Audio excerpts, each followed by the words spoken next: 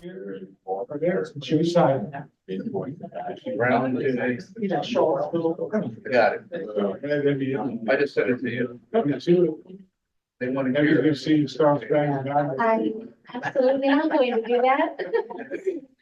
Great. All right, everyone, as people are walking in, go ahead and give me a thumbs up if you can hear me. Yes, sir. Let me see some more thumbs up. I'm very soft spoken. I want to make sure everybody can hear me. Oh, yeah. Yeah. Okay, perfect. Good morning, everybody. Morning. It's not that early. Good morning, everybody. Good morning. It's better. Thank you. Yes, ma'am. All right, so for those of you that are here, thank you very much. The reason why this is a big deal, and it's a big deal for you all coming here and participating for this first hour, and I'll go over how it's gonna work, is that we get to hear your perspective on the mental health crisis. And a lot of times, the community's voice, their voices are guarded or gatekept by social media and what nonprofits like to project for their own messages. Not that it's a bad thing, but everybody has a different journey and a different perspective on an issue as great as this one. I'll give you a little background about myself. I actually studied at VCU, broadcast journalism. Go Rams. Thank you. Yes, love VCU. But I grew up in a Greek household, very, very Greek. And before you ask, yes, my life is like my big fat Greek wedding. It's like having a second full-time job. But there was never a dull moment. And of course, with any strict family household like that, it's loving, but it comes with its own issues, right? So this topic in particular has a special meaning to me. If my mother had not studied psychology at VCU, I probably would have not gotten the help that I needed. So that makes a big difference. The first hour, I'll go down the ground rules. Everyone has a solid 60 seconds to speak. Sorry, I'll cut you off if you go over the 60 seconds. It's not because I don't want to hear what you have to say. It's because we have our professionals behind me here. I'm not a professional. Beyond this point, the only time you'll hear me speak is to ask you questions. After that, I will be silent because it's your voice that's supposed to be heard for the first hour. All right. With that being said, make sure you're respectful. No side chats. I can see you. There's not that many people in here this morning. And I will call you out in a nice way. And make sure you answer respectfully and just be yourself and be kind. All right. So we'll start with what's up on the screen behind me. What is the root cause of the mental health crisis?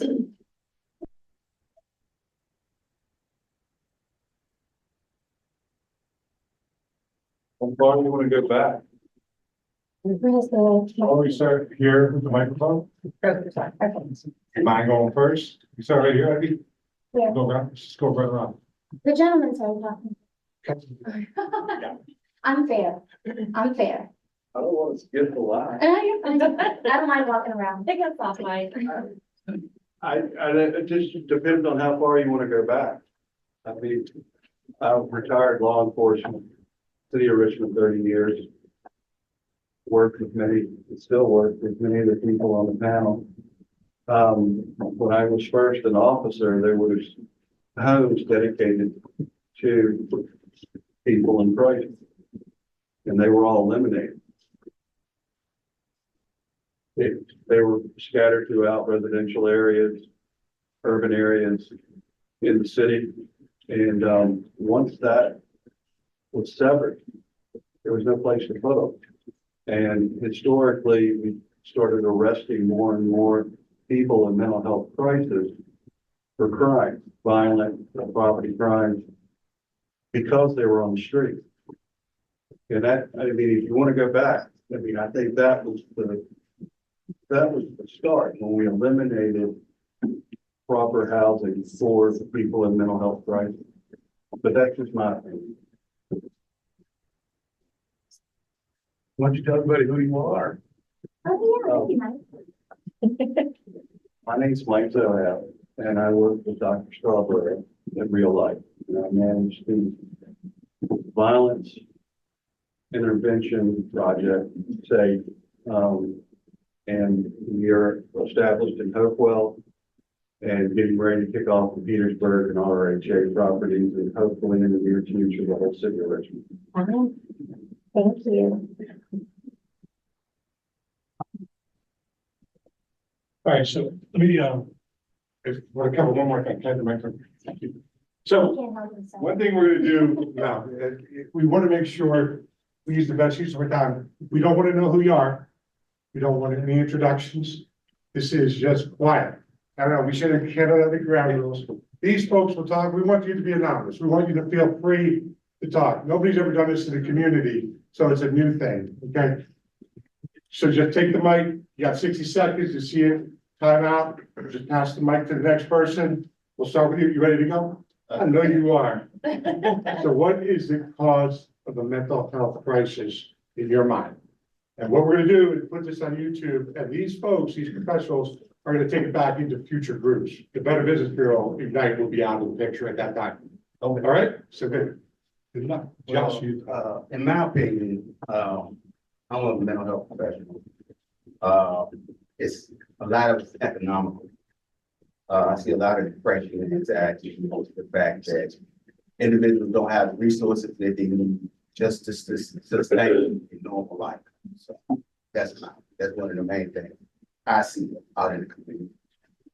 Thank you. And my name is.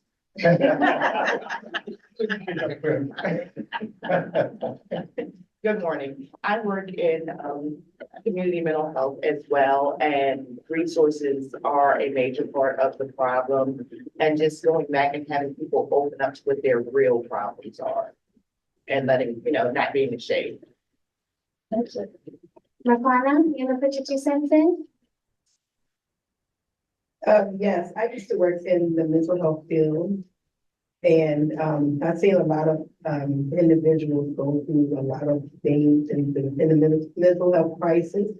As far as, having different attitudes with depression and sustainability in their homes and group homes as well. What you pass. I will piggyback off what you said about the resources, and I believe a lot of people are ashamed. They're not wanting to speak about what the issues, what they're really doing. Perfect. Love your outfit, by the way, and the shoes. Thank you. I believe that trauma is a huge part of the mental health crisis. A lot of things people go through and don't know how to handle and internalize, and then are judged. Trauma is just a huge part of the mental health crisis. 5 minutes of Trinity. I believe isolation and social media is a big part of it. That's a big one. It's a big one. Thank you. Hi, I think a lot of it can be support services and then allocation of the appropriate support service. So faith-based organizations, a few others try to, I guess they're not disseminated appropriately and fall back on the hospital system and institutionalized law enforcement. And it's not really allocated for the right reason or need. So a lot of people get down the inappropriate track of those systems. So I think a lot of it is people. I think it's a lack of empathy. I think it's a lack of understanding. I think it's judgment, and I also feel that really obviously what is put on hyperspeed is COVID. Everybody in this room is struggling. There ain't a single person in this room is not struggling with something, but we don't take the time to care nor understand. Asking somebody how they're doing, you truly mean that? Can truly mean the world to you. I am Jessica. I would say lack of resources, specifically the speed at which people can get care.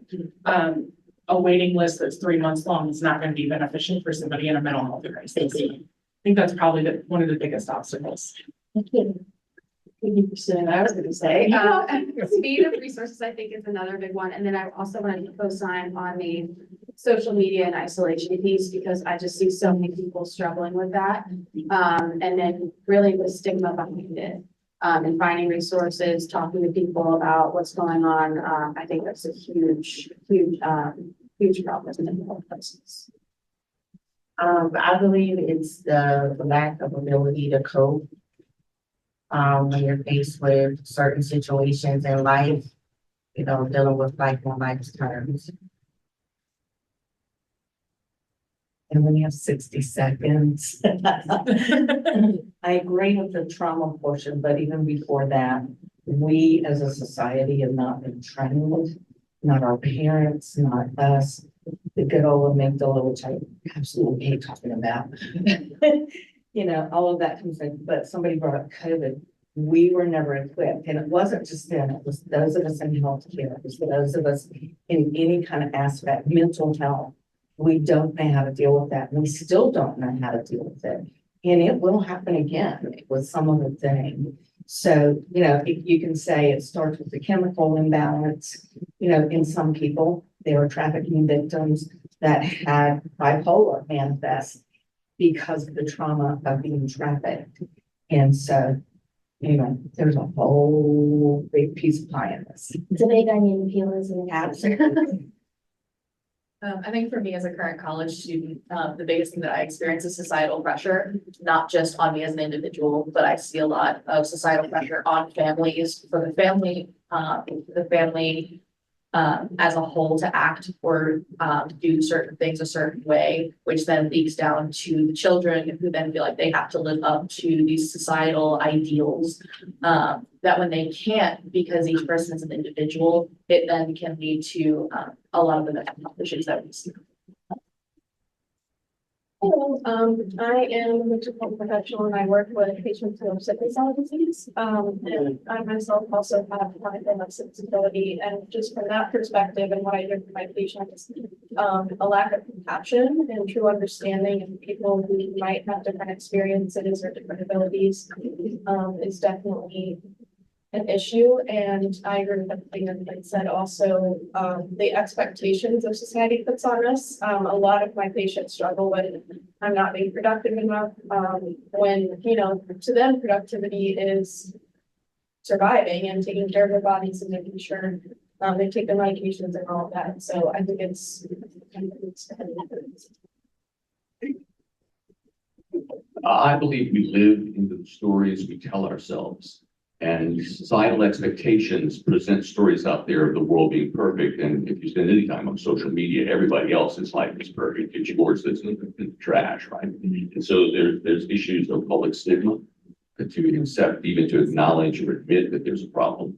Number two, there's fear on the part of the person who may be sick. That, oh my God, I'm the only one, and how could I ever get help for this? Fear on the lay people that I don't know what to do with this.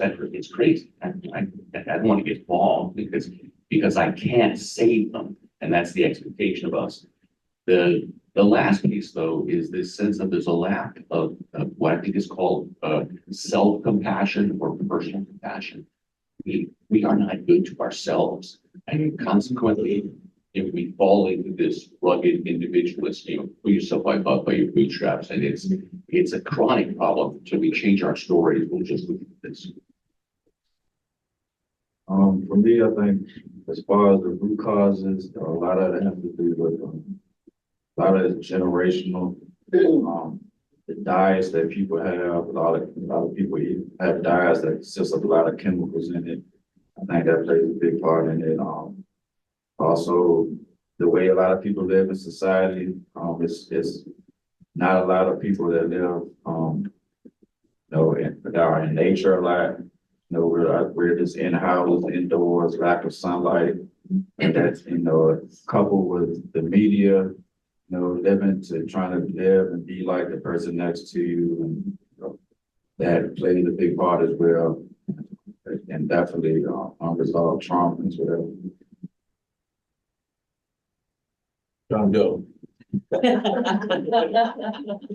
For myself, it's the realization of people not speaking up.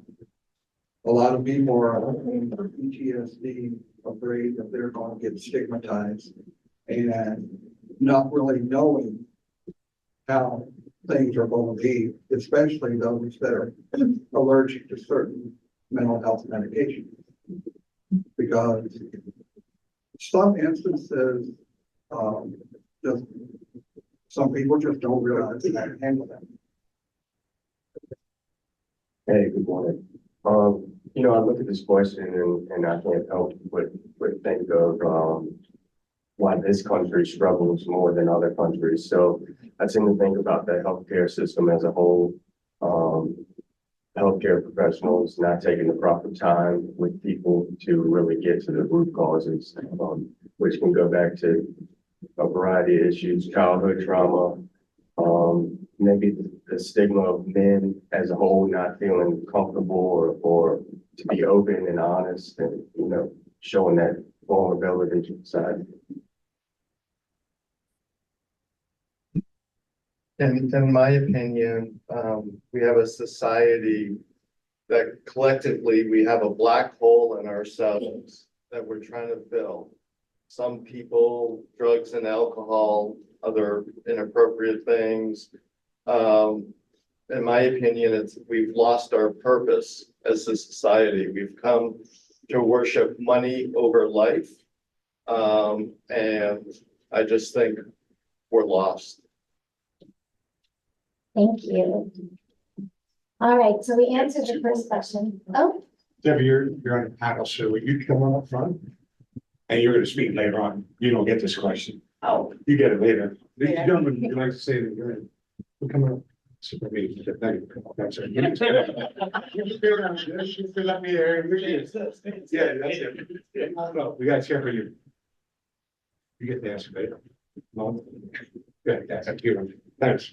So as a, okay, so as a combat veteran, I was afraid to address what was going on and with my own mental health, because I was afraid of the stigma. And when it was finally okay to speak up, it was trying to find out where to go to get those services. So in the meantime, and in between time, what do you resort to? And then that's where, stuff started going downhill for me. But I believe being comfortable with finally speaking up and saying what's wrong and being able to find the resources to get the help that you need is a vital part in the mental health crisis. And then that's from my experience. Thank you. For me, it's the environment and trauma when I was younger and how I grew up. And as a man, not having the right people to talk to and feeling like I have to keep it all closed in. thank you.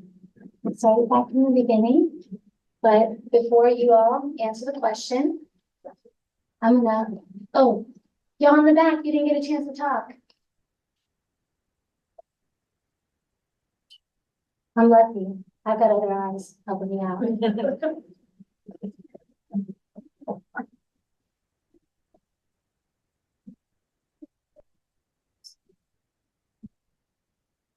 One of the root causes of mental health issues, the mental health issue crisis, of course, is one of the bigger problems is addiction.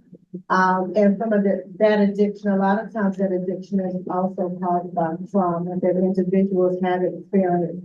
And I believe that until we get to those root causes of the experiences that individuals have had in their childhood, that we may have a continuous cycle of a mental health crisis until we get to the root of the problems that a lot of our individuals are experiencing. All right, Tara, if you could bring that one all the way over here, thank you. So I'm going to change the slide. You all brought up some great points. You brought up lack of resources, COVID, social media, addiction, sickle cell, loss of society focus on what's important. Those are all really good points. When I switch this slide over, I want you guys to take a second to look at what's on the tree. So we see the root causes, right? The droplets, they feed the roots. Those white circles are the leaves. That's what grows. Yeah. Yes, I can definitely know. So we have the root causes. I'm not going to answer what the root causes are because that's what you guys are going to do. The professionals behind me, they're going to do that too. What feeds the roots are the droplets. We have mourning continuously, especially on social media. Feeling good, so vindictive, validation, enabling perpetual drama, self-absorption. It's a big one. Partnering versus creating, and I'll clarify that one. Instead of partnering with each other, we all want to have our own individual creations of our journey. Yes, our journeys are individualized, but we need to stick together to find a solution. Denial and debt. And as a result of that, the leaves, we have the easy way out, blame game, credit cards and shopping. That's mine, big one. Nonprofits, how to heal solutions, Band-Aids, the exception, fundraisers, life stories, and treatment. So think about that. And then I'm going to go on and move to a couple sub questions that I have for you guys. So we'll go to the lack of resources. I'm right? sorry, but I was so trying to read them. I didn't understand again what they were specifically. So the circles, the white circles are leaves. Okay, right. All right. The rain helps the tree grow. They are a result from the roots that grow the leaves. But we need to figure out what the root causes are. Why are we feeding these roots as a result of the food? And why are these leaves growing from them? Thank you. Yes, sir. Thank you for asking that question. All right, so the sub question that I'll start with comes from the lack of resources. What kind of lack of resources are we talking about? Are we talking about lack of financial resources, lack of mental health resources, lack of housing, lack of family values? What are lack of resources? Be detailed, yeah. Well, the main one that we come across is housing. And if you don't have housing, that's one of the basic things you need to do. Water, food, housing, and clothing. Housing being the main one, and you come across that in the lab. And as you know, they're building up Richmond, apartments are jumping up everywhere.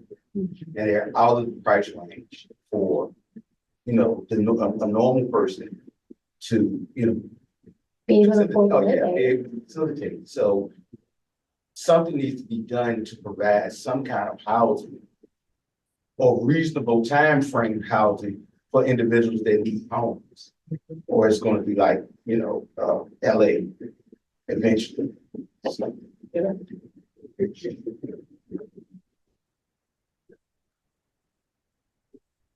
So I really think that there's a lack of, I don't want to say resource, it's the denial. Say what you feel. The denial for me.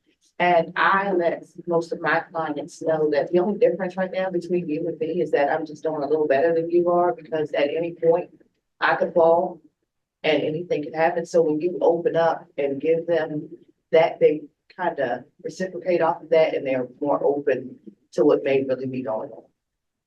Thank you. Okay, for me, I feel that, a lack of employment, because, without having money, that could really be a big impact on someone, as far as the mental health and depression. So not having those finances, not being able to have, get an apartment or any type of living, that can really affect someone. Thank you, Marvana. Josh, if you can pass to the gentleman behind me. Thank you.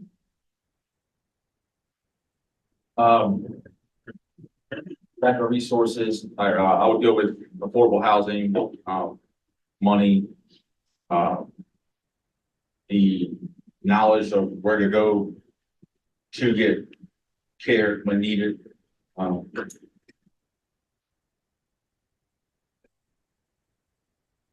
I would say lack of financial, people can't make the money and then they have to consult other options to make the means for themselves living.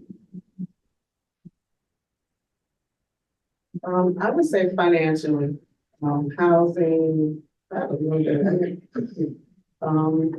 When it comes to even having a job, like I have a home health agency, but it's like the state doesn't pay the agencies enough to even pay the caregivers enough.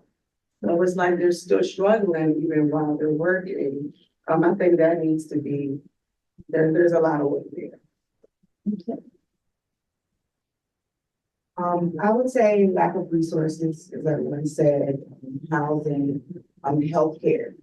And not just healthcare, quality healthcare. A lot of times when people, are provided with healthcare, it is, like overcrowded or the quality isn't the same as, if you were to pay for your own, you're not being medicated or something like that. So the quality of healthcare to get the type of need that the type of care that you need, is lacking. Lack of support. Lack of support. I think more it's lack of appropriate resource, and that doesn't mean the resource doesn't exist, but going back to what you said, it's knowing where to go to get that resource. And once you've finally taken a step to activate that resource, if it colors your experience in a negative way, you're gonna be less likely to reach out in the future. So when you finally take it upon yourself to activate EAP or reach out to a counselor and it's not the appropriate one for you, and it colors your experience negatively, it's not gonna be appropriate, or it's not gonna feel appropriate for you to reach out again and in the future. Yeah, kind of what he kind of talking about. I think some of it too is overstimulation, right? There's so many different resources are available. You kind of get confused which one is the best one, because just because it's a resource, like he's saying, it may not be the best resource. It may be, unfortunately, it's a money world, and some people have got things going not for the right reasons, not to help people, but just to grab that money. And so that, and people pick that up. People can tell when that meter, that BS being thrown out, and they won't go back again. So I would say, again, lack of resources, specifically whatever that person needs to be stable. Whether it be housing, whether it be quality healthcare, whether it be access to food or employment, all of those things. If you don't cover all of those items, their chances of success are so low. So it's really a conglomerate of all those things. Claudia, you can go ahead. I would also echo on that, and then really also echo on the financial piece in terms of employment. Having opportunities of employment that will be able to let us afford to live here, right? I think Richmond just is now on the top 10 most expensive cities to live in the world, or the United States at least. And affording people opportunities to get into career level jobs based on experience, not on education. I've served folks that might not have the education. However, they have 30 years experience. So let's try to figure that out so they can become financially stable. Thank you. I agree with what everybody else has said. You don't meet the basic needs, oxygen, food, shelter. Nobody cares if you can't find a dress, okay? we need our basic needs met. And so I think there's a lack of sensitivity. Somebody said earlier, we're so focused on self that we aren't seeing what's going on with the other person. And I think that's where we as nonprofits come in, is to fulfill that need. I did not wake up and say, I want to deal with human trafficking. It came because my health failed and I couldn't do nursing. And so, but I didn't sit there and go, woe is me, I can't do anything. I did for a few years, but then they got the treatment plan around, and you go on and you look, and I've done several focus groups in the last year, and I was just in Petersburg, and the two things y'all are mentioning, education and financial. If you don't have those, people don't even have the resource to get to a meeting, something like this, to get the resources that are available there. They just don't know. If you could pass it to the woman behind you. Thank you. Thank you. Yes, and I think sometimes also frustration and not knowing how to navigate the system. Also, sometimes the language and the communication that are used in certain circles can be difficult to navigate the communication piece as well. Thank you. I think everyone's kind of hit it right on. Things that like I've personally dealt with is a lot of like the financial aspect of it and the housing crisis. But I think like everyone else has been saying, you know, the resources are out there, whether they're the right ones for you or not, or whether they cover every aspect of that particular piece that you need, that's kind of up in the air, but it's educational resources to know what's even out there in the first place. It took me about 5 years of actively looking for help to even get the first step of where to go. I agree with everything that's been said. I think one that hasn't been mentioned is access to transportation. A lot of our patients struggle with that, and the programs that do exist, like Medicaid transportation, you know, that takes like 2 weeks to schedule, and that's just not always realistic for patients who have a lot of illness or anything really.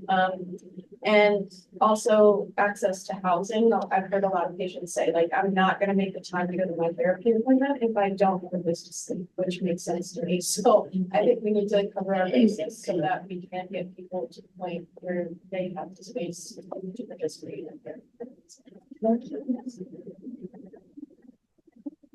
The tax code. Quite frankly, we have this story we tell ourselves about we want small government, and so we have been strangling the tax code so that we do not fund the services that we need as a community. Government is what we do together that we can't do individually. And so as we continue to tell this story of, well, they keep asking for more money, but they don't, I don't show a difference. That's because when your boat has 97 holes in it, and I've only increased the tax code by 3 cents, for example, so I've filled 3 holes, the boat is still sinking. So as long as we perpetuate this sense that I got mine and you get yours, this sense that I don't have to worry about you, I just got to take care of me, until I'm the one in trouble and then I don't know where to turn. So until we revise our tax code back to, I don't know, the Eisenhower administration, we will continue to perpetuate this separation, and let us be candid. Divide and conquer has been a strategy that's worked for years. So as long as they keep us isolated individuals and incapable of working together, then those who have will have, and the rest will continue to fall into this quagmire of, oh my God, it's just got to be me because everybody else is doing fine. I think that a lot of people aren't financial literate, don't have financial literacy. So a lot of people don't know what to do with their money that they have coming in. And that should be taught to, kids when they're younger. Combined with opportunities, like it's a huge lack of opportunities for folks. When it comes to diets, there should be fruit trees everywhere, gardens everywhere, so people don't have to worry about food. I'm sorry, I get real deep in this type of stuff. But another thing is the prices with the housing costs. Is so expensive to rent or to even buy a house out here. A lot of people's income is going to that. And the last thing, it's a lack of therapists or the ability to reach a therapist. I speak from that personally. When I did want somebody to talk to when I was going through a mental health crisis, I reached out, and I had Medicaid, maybe a lack of that, maybe the Medicaid, people therapists that accept Medicaid, maybe that's a lack. I don't know, but I could not find one. I tried to jump through hoops and could not find one. Thank you.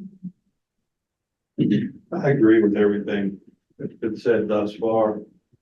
One thing to consider is our identification of mental health crisis has been open, and it's through the struggle of decreasing stigma. As this gentleman said, he was in the armed forces, retired officers. I've had 6 people I've worked with commit suicide since they retired. Before, and CT can attest to this because we're the old guys in the room, it was normal to drink. You drank for successes, you drank for failures. In that community, there was never a discussion about mental health, but now they're training to identify mental health issues. So the workforce has not increased as we have increased the patient load, so to speak. But because we've done a fairly good job of reducing stigma in some very difficult areas, the workforce to support that population has not increased at the same rate. When we were kids, and you said you grew up in a Greek household. I mean, I grew up in a Lebanese household. So you understand. Yeah, it's, you had mental health, but it was never discussed. That person's just a little off. And then they were kind of protected and hidden. So a lot of this stuff flew under the radar, but now people know what to identify. Thank you. I agree with everything that's been said. Also like to add about, once you do find that therapist or doctor, sometimes it's very difficult to get another appointment with that. Because you're comfortable working with that individual, or you might find a couple of other individuals that you work with. And, you know, they may retire, they may move. For some, if they're like at VCU doing their residency somewhere, then they transfer somewhere else. That's a problem I faced it. Thank you. So, lack of resources, yes, but what about all the number of people that don't even know what resources exist, you know, and people to direct them to those resources? And then I can't help but think again about affordable healthcare and like, and insurance companies kind of being like the middleman of say, you know, because you make more money, you get access to better doctors and better healthcare professionals that will take the time to properly diagnose that person. And, you know, in inflation, how about all the people on fixed income that decide to put food on the table instead of paying for their medicine? 2 points. First, we're losing insurance and hospitals that used to be not-for-profit are now converting to for-profit and not living up to their own charters and legal obligations to provide indigent care. And so that's a failure.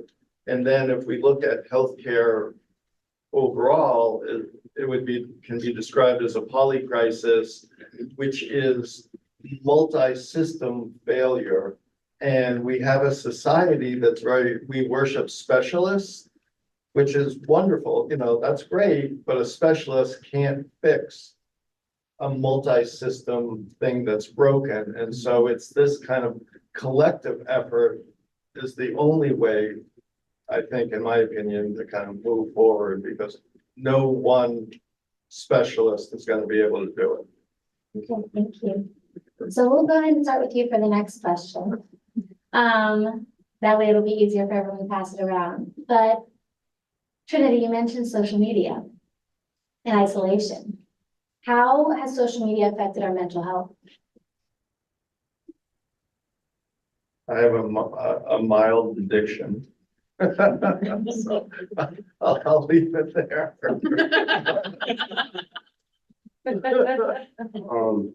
I can't help but think about image or like people that are more worried about, you know, how they look on social media, posting pictures of them smiling and stuff like that when really they're dying inside.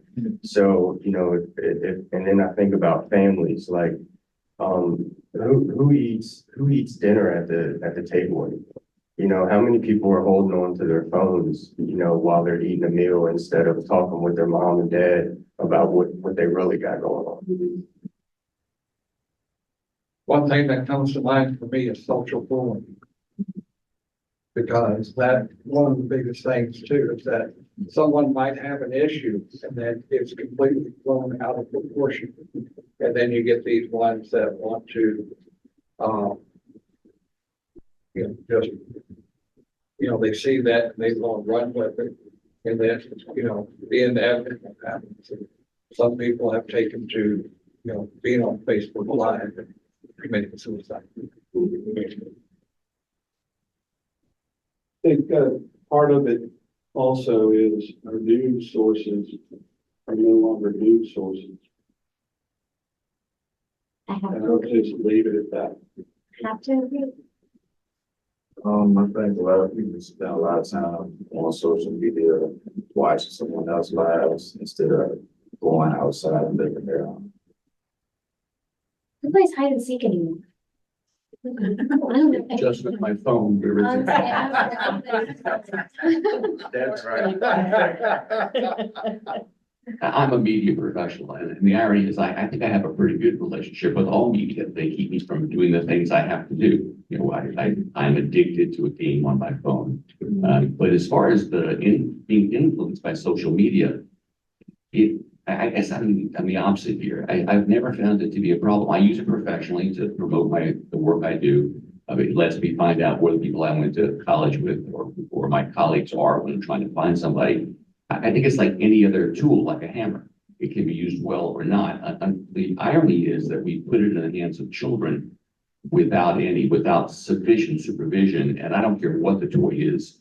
As a child, I got into trouble with a lot of tools. So the question was back to how's it used? And so I would suggest that somewhere along the way, somebody needs parental supervision, might be part of the conversation.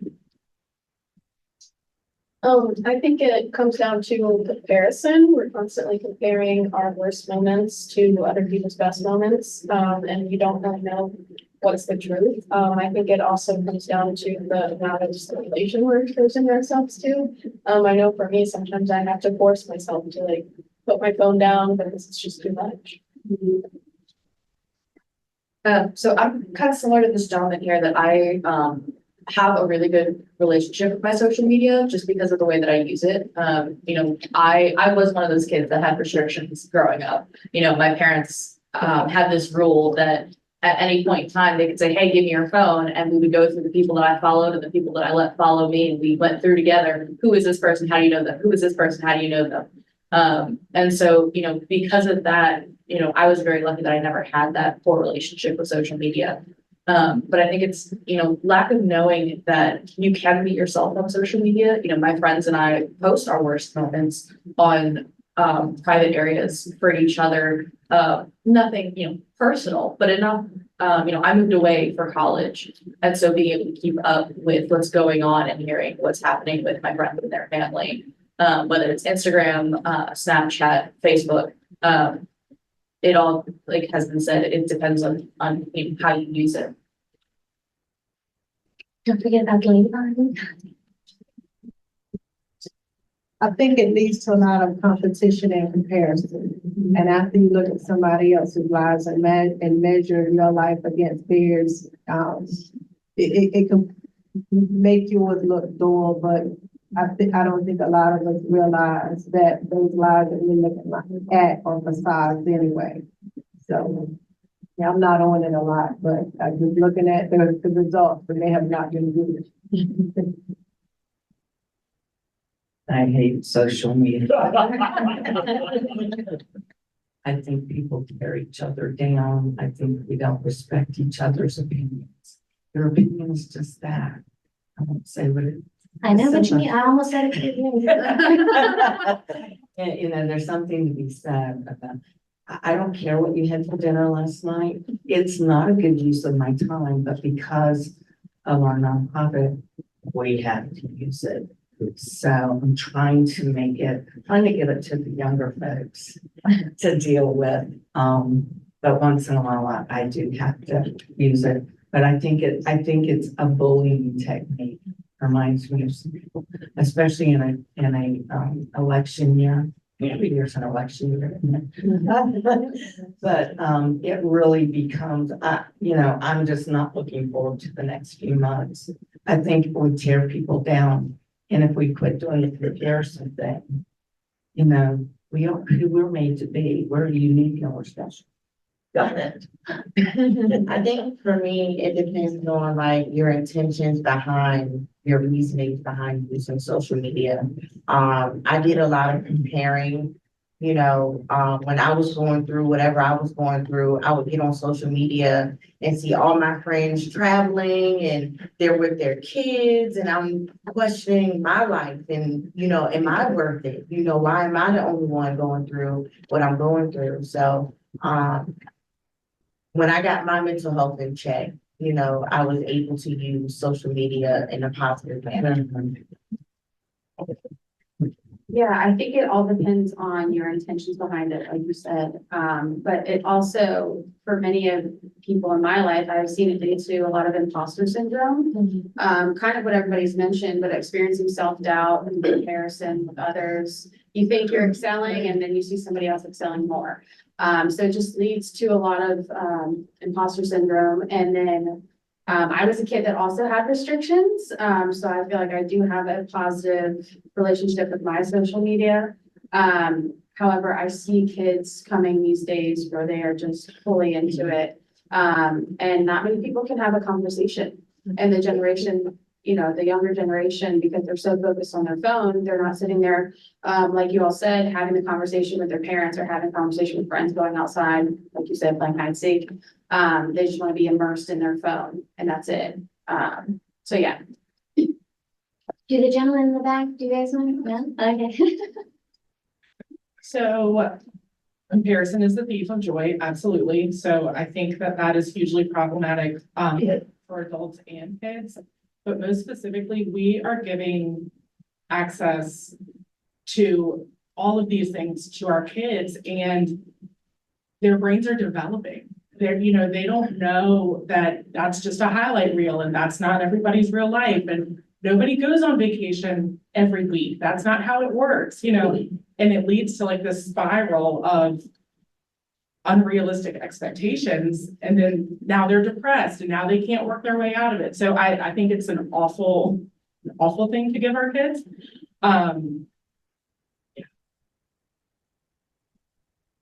So what I've really learned about social media is that I can't cook. They got great recipes on there. Yeah, I'm always giving those recipes. It looks like they make recipes in like 10 seconds and they're delicious. Yeah, it's just disappointing, man. No, I think the biggest issue is the communication piece. That, look, life is transactional. What we do with each other is transactional and we've lost that. So if I want to know what he's doing, if I want to know what he do, I'm like, hey, what are you doing? He's sitting next to me. How about I do this? Hey, man, we can do tonight. But we don't do that.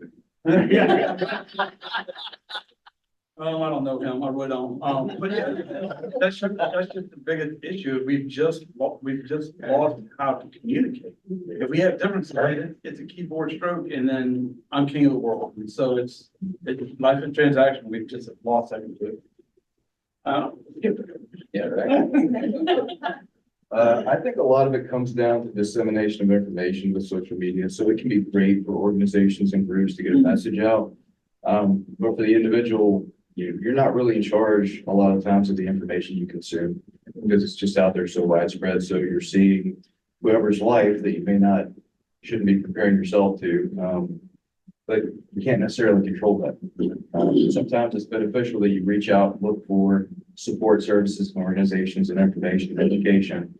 By the same token, that information you get may be biased, may be false, may be true, or it may not be what you're looking for in the first place.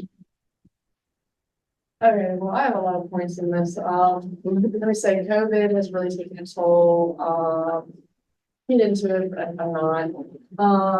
Nobody's like really affected people's mental health, people are just on their phones constantly, communication, cause isolation. I would like to say, really affected my mental health, like you said, we could all be, sitting here talking, face to face, but instead we're talking on our phones, we're all in the same room.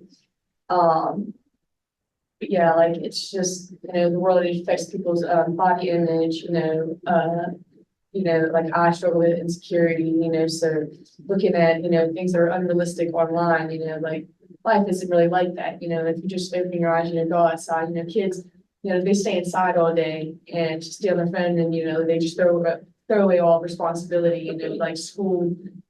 Yeah, so, you'd rather be on a video game than go outside and play tag, so.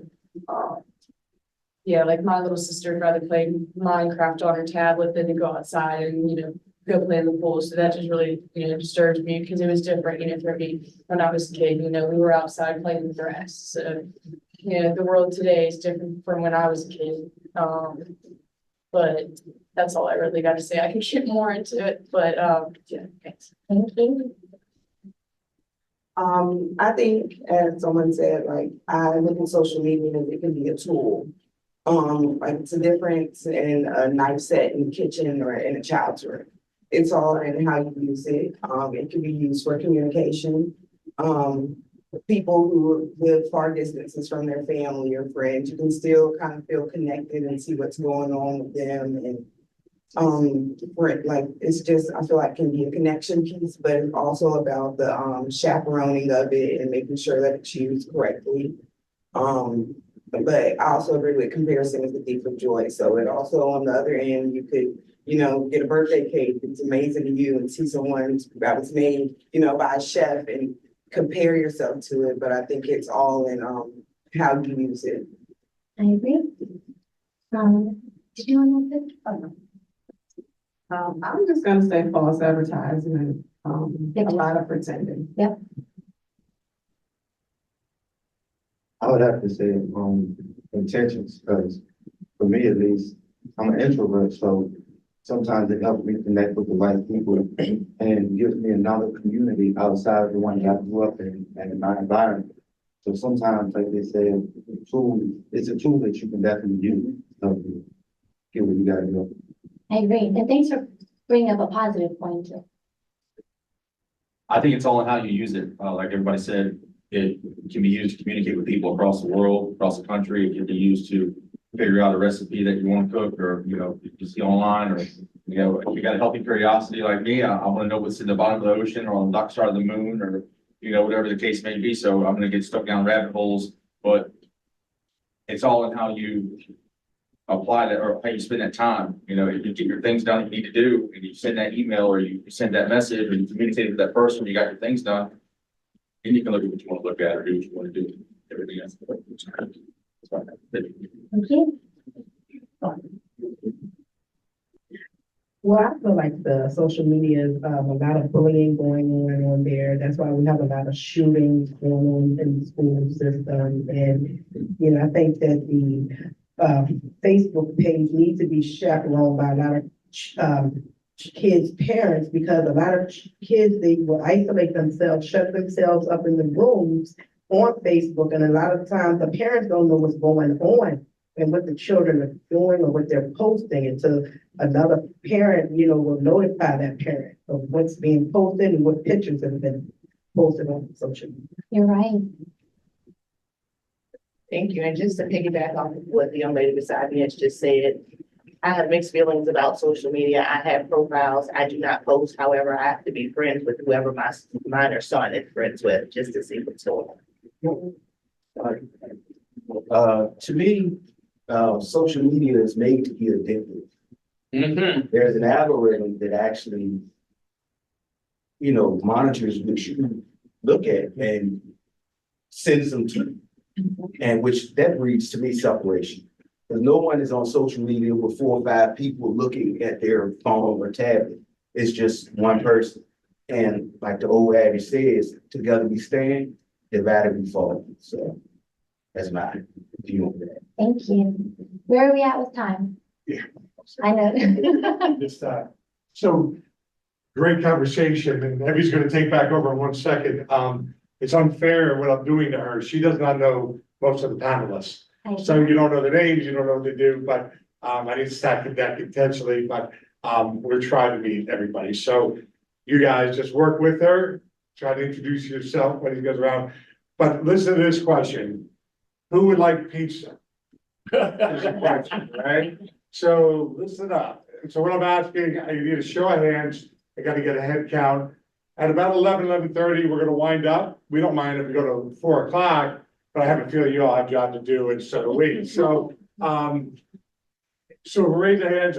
The pizza will be here, let's say at 11:15. we would just have it, we break down, and feel free to talk. Then you share your name, your business cards, and your network. I'm not a big networking guy. I'd rather listen to people. I don't care your background, because I look at you as all human beings, and so I don't wanna, I'm tired of isolating people. I've been doing this 63 years almost in my life, and for the last 45 years, I've been in more nonprofit events that are just time wasting. And I've been to other events that have been just amazing. So show of hands, what was the question? Would you like to stay for pizza at the end?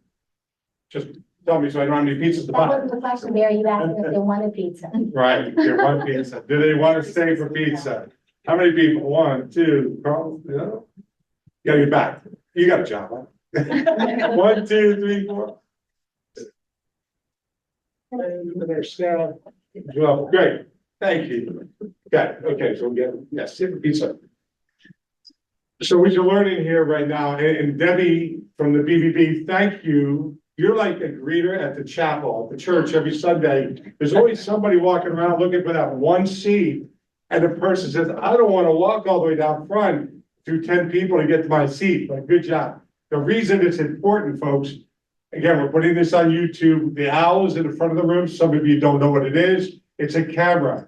We are going to post this up on YouTube. This messaging that you guys are sharing is going to give over and over again. And I think what you want to realize when you look at each other, that's why we want everybody looking at each other, right? We want you to intimately know, because when I used to go to C.T. Woody's jail at the Justice Center and talk with Sarah's program at Real Life, I learned something there that in jails, I guess you get separated, right? There's gangs or there's groups, but we're all human beings, and look around. So we're not trying to continue this conversation that he can't be my friend because he looks different, or he looks different. We're all the same. Stop the toxic dialogue in social media and buying into that we're all created different. We're not. That's a lie. It's a money-making lie for generations now. Now, is it all equal? I'm not naive, okay? So please don't take me wrong. But let's start looking at each other and say, we can help each other fix these problems that we've got. So from there, Evie will take over. And the one last thing is the bathrooms. We should have covered this when we first walked in. Yes, I did. You The all are safety more than people. welcome to get up and go to the restroom whenever. The bathrooms are out the front door, across the hall. You get out this door and go there, or the front door. If there was a fire and emergency, front door is over there. We're supposed to cover this at the beginning of the event. I apologize. People kept filling in. Front door is there, and there's a back entrance here. So you go through this door and out. Look at, he's going to the bathroom right away. And he's EMS, man. Good. But I'll give it back to Abby. Thank you. So we can hold on to that one, actually. I'm a big time person, and I did promise the professionals behind me that they were gonna get a chance to speak. So I'm gonna ask them this one question, and then they're gonna go into what they came here to talk to you guys about, their own experiences, the industry that they come from. So I guess we'll start at the end over here. What is the root cause to the mental health crisis? I know you're Debbie. Yeah, I'm Debbie Johnston. I'm a nurse and I own a hospice. So I've had a big life lessons in owning a hospice. What's really important, what's really not. And I'm hearing what everybody is saying. And I just, can you hear me? Get it close. Got it. No? No, just get it close to your mouth. Okay. Interesting, because I just did a talk. It's not on. It'll be better. I just gave a talk in front of 300 volunteer senior members. And when I think about mental illness, and maybe it comes from reading Oprah's magazine last month, I'm going to talk about some different things here. She talks a lot about isolation. And when you think about COVID, what did it cause? Isolation. And how destructive is isolation when it comes to mental health. And part of my talk was about connection. What do we need to do to get connected? Well, you're only going to get so far on Facebook about being connected. You can type each other, you can wave hi, smile, send hearts, do all that. But is that really a connection? Connection comes when you volunteer. Connection comes when you take your hand and you see somebody struggling and you pull them up. And Oprah talked a lot about that, how we can get out of ourselves and our problems and poor me and up by helping the next person up.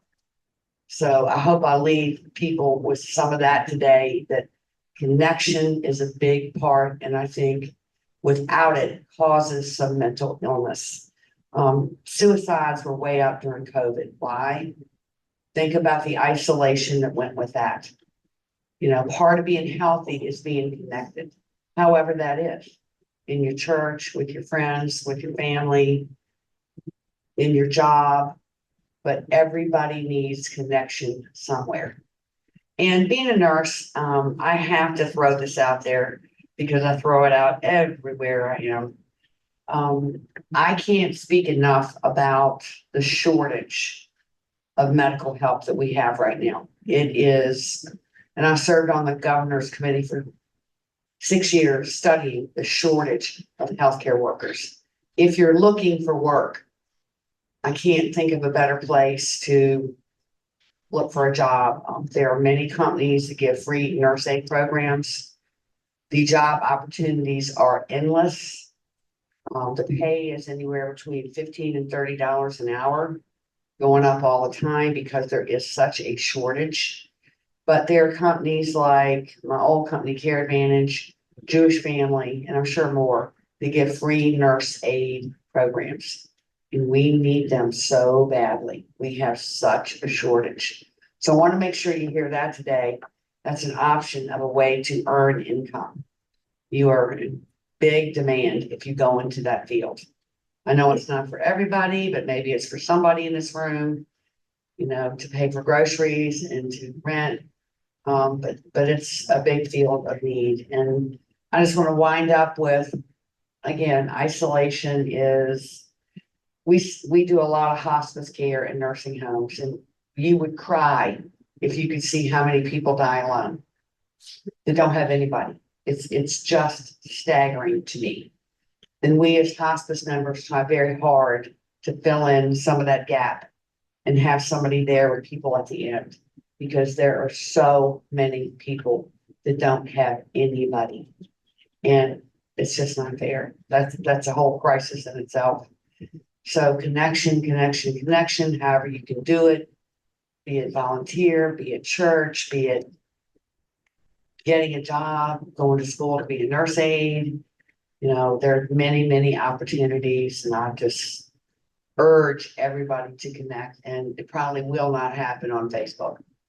You know, you can give your wave and your wink and all that, but we need people, and people need each other to be a better society. That's what I think. Thank you.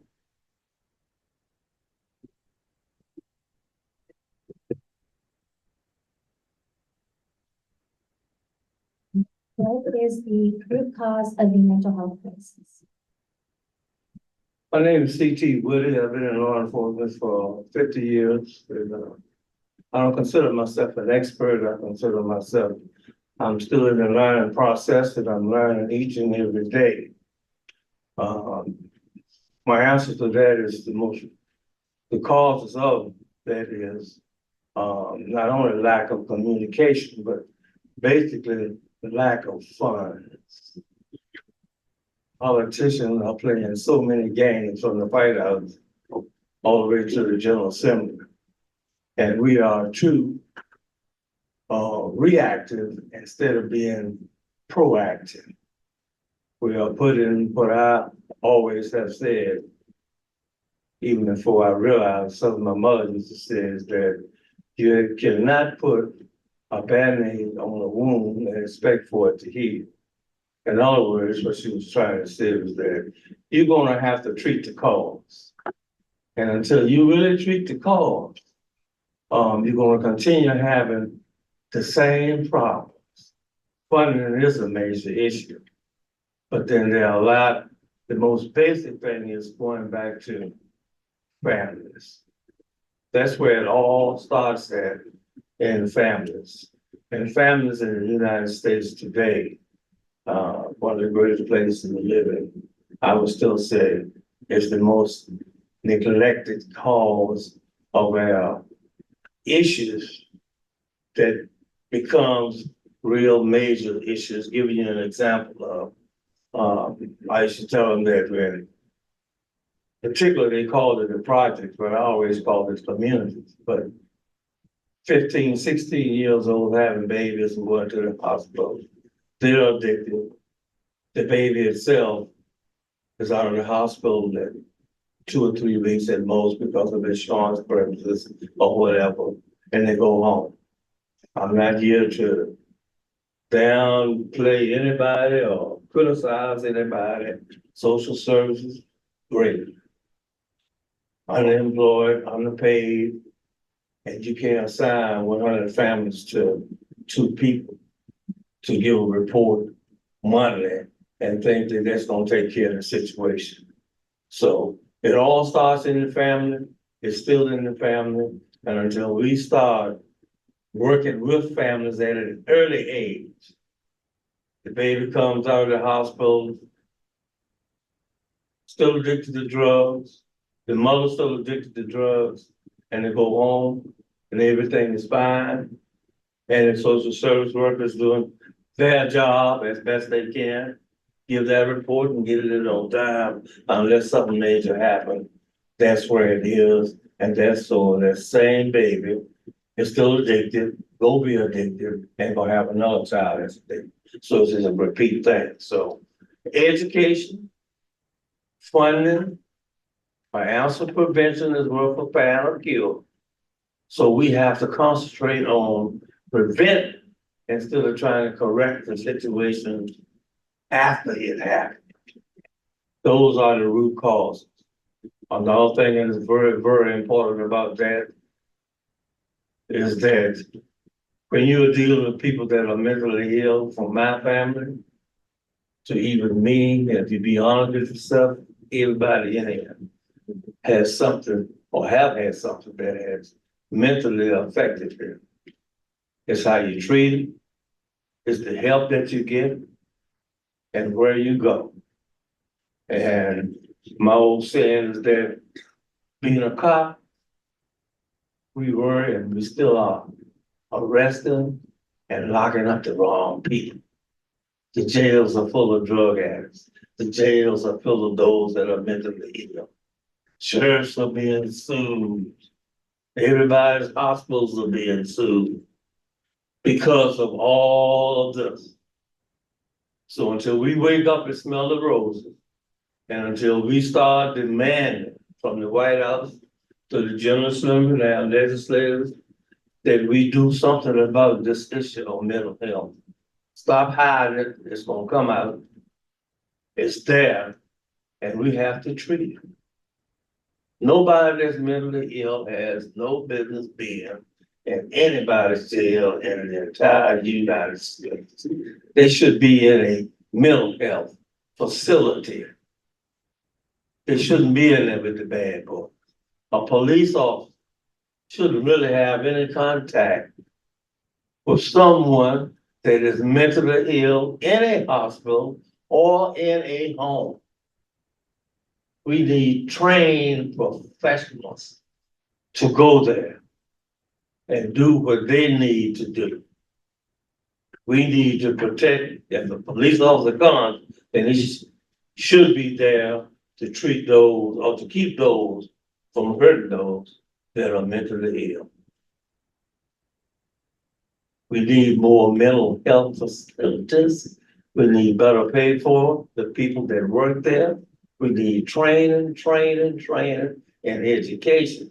And until you put people where they can be treated and not made worse, that's what happens to mental people that goes into a jail. They get worse, they don't get better. So treat the cause, do something about it, demand funding. We still building everything to make money, but we are not working with families and treating the cause that's going to make them a better person and teach them how to deal with themselves. A lot of families were ashamed to admit they had one with some mental conditions until they go out and do something that, oh, wow, now we have a problem. But it starts in the home. And we need to concentrate on families, education, money. Stop complaining about the ones who are trying to do their job, even though handcuffs are on them, because what they can do is limited. So wake up and smell the roses.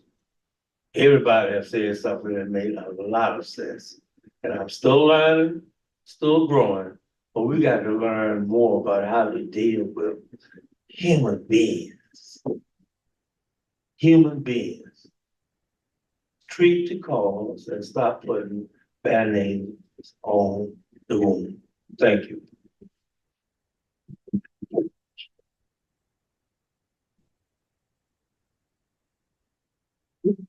Morning, everyone. My name is James Brown, and I am the sheriff from Charlottesville, Virginia. I started 30 years ago as a probation officer with Refrigerating and Restoration. And working there, I was helping people get various treatments and just various things they needed. It was a resource to help keep people out of jail. Then I went into law enforcement, and I've been doing that for the past 20 years. I became a CIT. How many people are familiar with CIT, Crisis Intervention Team? Okay, so I became a CIT trainer, so I can help train law enforcement and community service board members and other people on how to deal with folks that are experiencing mental health crisis. And that's one of the big things for me, is for people to understand that the biggest thing you need to do, especially as law enforcement when you arrive, is to listen and de-escalate the situation. I don't know how many times I would be on a call and someone would get there and the person's angry, upset, they're venting. And, officer's like, all right, well, you're being loud or you're cursing. And if you do that, I'm gonna have to arrest you for such and such. And it's like, no one's gonna listen to you if they're upset and they're cursing. They're trying to get something off of their head. They're upset about something. Give them a minute to vent. And then say, okay, well, I understand that's a problem. So, what are some things that you think we can do about that? Make them understand and acknowledge whatever is making them angry is making them angry. When you come in and you're just, heavy-handed, I've got papers to take you for an ECO and we're going to this place and they don't want to go. Well, now you've got another situation. So for me, I would get there, I'd say, hey, some friends, family have called and they said, they're concerned about you. Have you been taking, do you have meds that you take? Have you been eating? Have you taken care of yourself? And those end up being things that people voluntarily go with me to go talk to a mental health professional. I've got a paper in my pocket that says they're going one way or the other. So it's just being respectful to people and listening. And that's, I'm not sure it was, but that's one of the things I think is the root cause, is just the lack of caring for another person. It's just that simple, treat people how you'd like to be treated. If I was having some mental health issue, I'd like someone to actually talk to me, not just say, hey, I'm taking you away, or you got to go do this, you got to go do that. Give me a chance to process it, because like everyone said, what they felt the root causes were, and everyone's correct. Because whatever you've experienced as an individual, whatever you've been exposed to is what your track is to go towards whatever the mental health issue that's going on. So I think that, again, is a part of it, just acknowledging other people, validating what they're saying is the truth for them. That's what it is. So being able to go from there and get to a point where we can work together to address some of the things. So the root causes, I feel, are just the lack of empathy and the inability to care, for some people, to care about other people and where they're from and what they've experienced.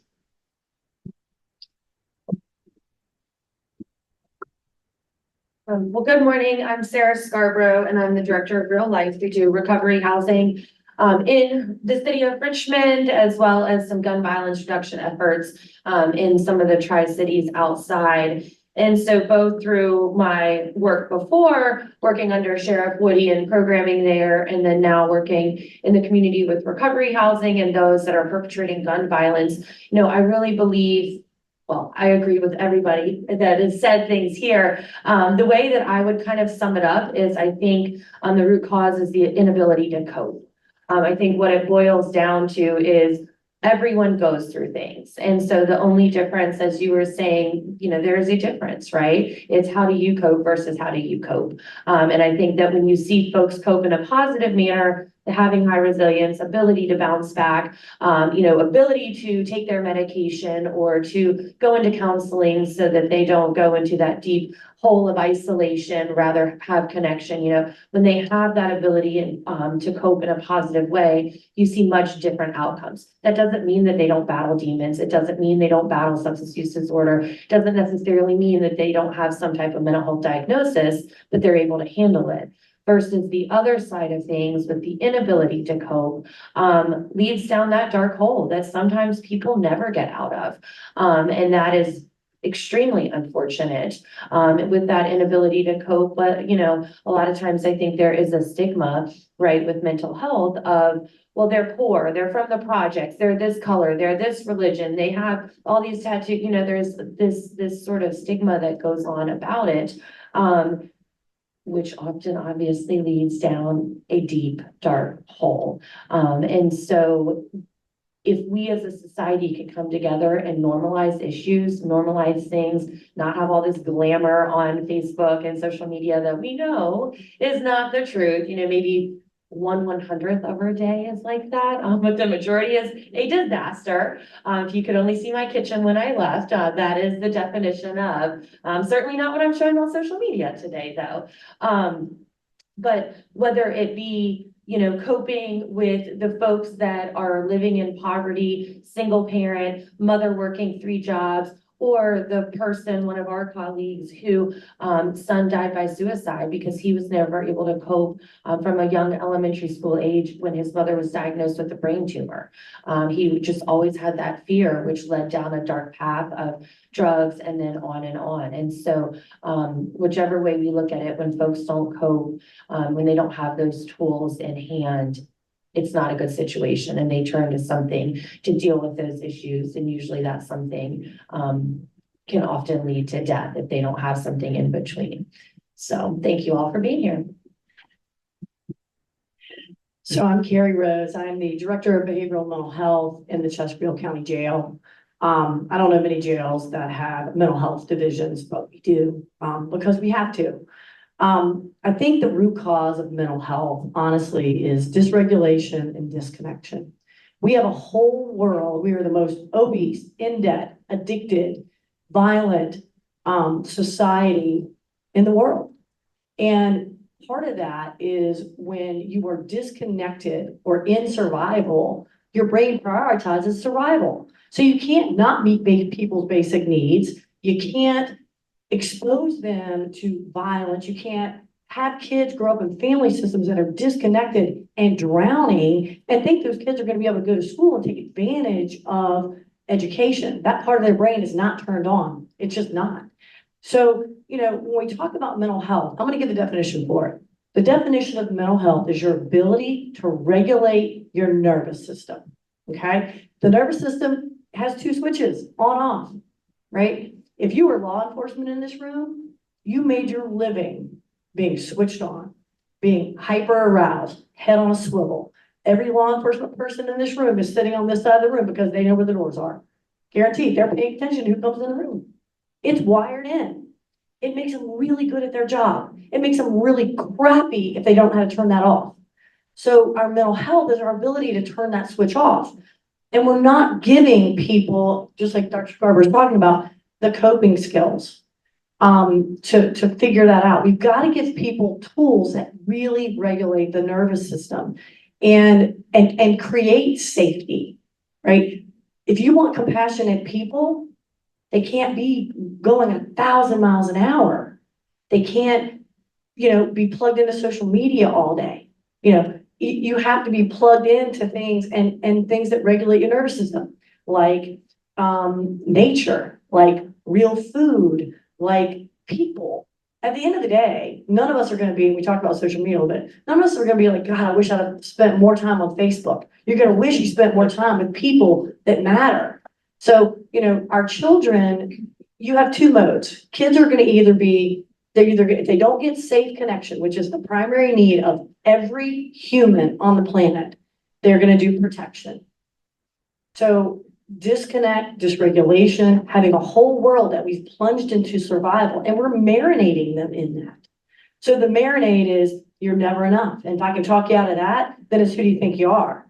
And then it's us against them. You know, some of you guys, you made those points beautifully, it's us against them. It's really not us against them. Like, we've got to get up, you know, I say you can't unmarinate a steak, but all of us can make a conscious effort to get out of the marinade and be like, that's not where we're going to be. It doesn't have to be, you know, Dr. Scarborough's way or my way. You know, we can meet in the middle. We can help each other, you know, and that's what it's going to take. It's going to take all the people at the table today to really look at the disconnect and survival that we've created. We've got a whole world that's in survival. And that's just not living. Like, you know, I want people to thrive. I want people to, you know, and I spend I'm knee deep in it every single day in the jail. And the systems of the people, the beautiful people I work with in the Chesterfield County Jail, and they are beautiful people, but systems failed them long before they got to us. You know, everybody's doing the best they can. That is my personal belief. I don't think they're bad people. I think they're disconnected people. When you disconnect people from themselves, we're in trouble, y'all, because that's the compass. The compass that all of us have is the connection to ourselves. That's how you know right from wrong, good from bad. So to me, you know, it's really the crisis that we're in and the seed of it, the core is disconnect and a world that we've kept in survival. You know, lack of resources, good treatment, you know, those are all issues as well. But the core really is that disconnect. And we've got to have, I mean, the mental health system is a problem in and of itself. I think it's a bunch of people throwing jello on a wall who don't know what they're doing for the most part. And how do I know that? I've been a part of it for 30 years. Okay. I was not taught the tools that I needed, to really be somebody who was part of healing. And it really took my own trauma for me to right my own ship and go, yeah, talk therapy is not it, y'all. Cognitive behavioral therapy, not it. It is not the gold standard. You know, and we talk about trauma. Trauma is literally anything that overwhelms your ability to cope. And trauma lives in the body, not the mind. Sarah cannot think her way out of trauma. I cannot think my way out of it. Like, and that's this whole mentality of like, you know better, then you should do better. You know, that's not how it works, y'all. Like, we've got a whole system that needs to be turned on its end, from the education system to the healthcare system to the mental health care system. But I really think that the core cause is just a world that is in survival, and disconnect is the flavor of the day. And social media, technology, they're all part of that. They're dysregulators. You can't hand a child this and then wonder why they're bouncing off the walls or they can't sleep at night. It's a dysregulator. So, you know, we need more things that regulate, less things that dysregulate. So I'm gonna jump off my soapbox and give it to my boss. I'm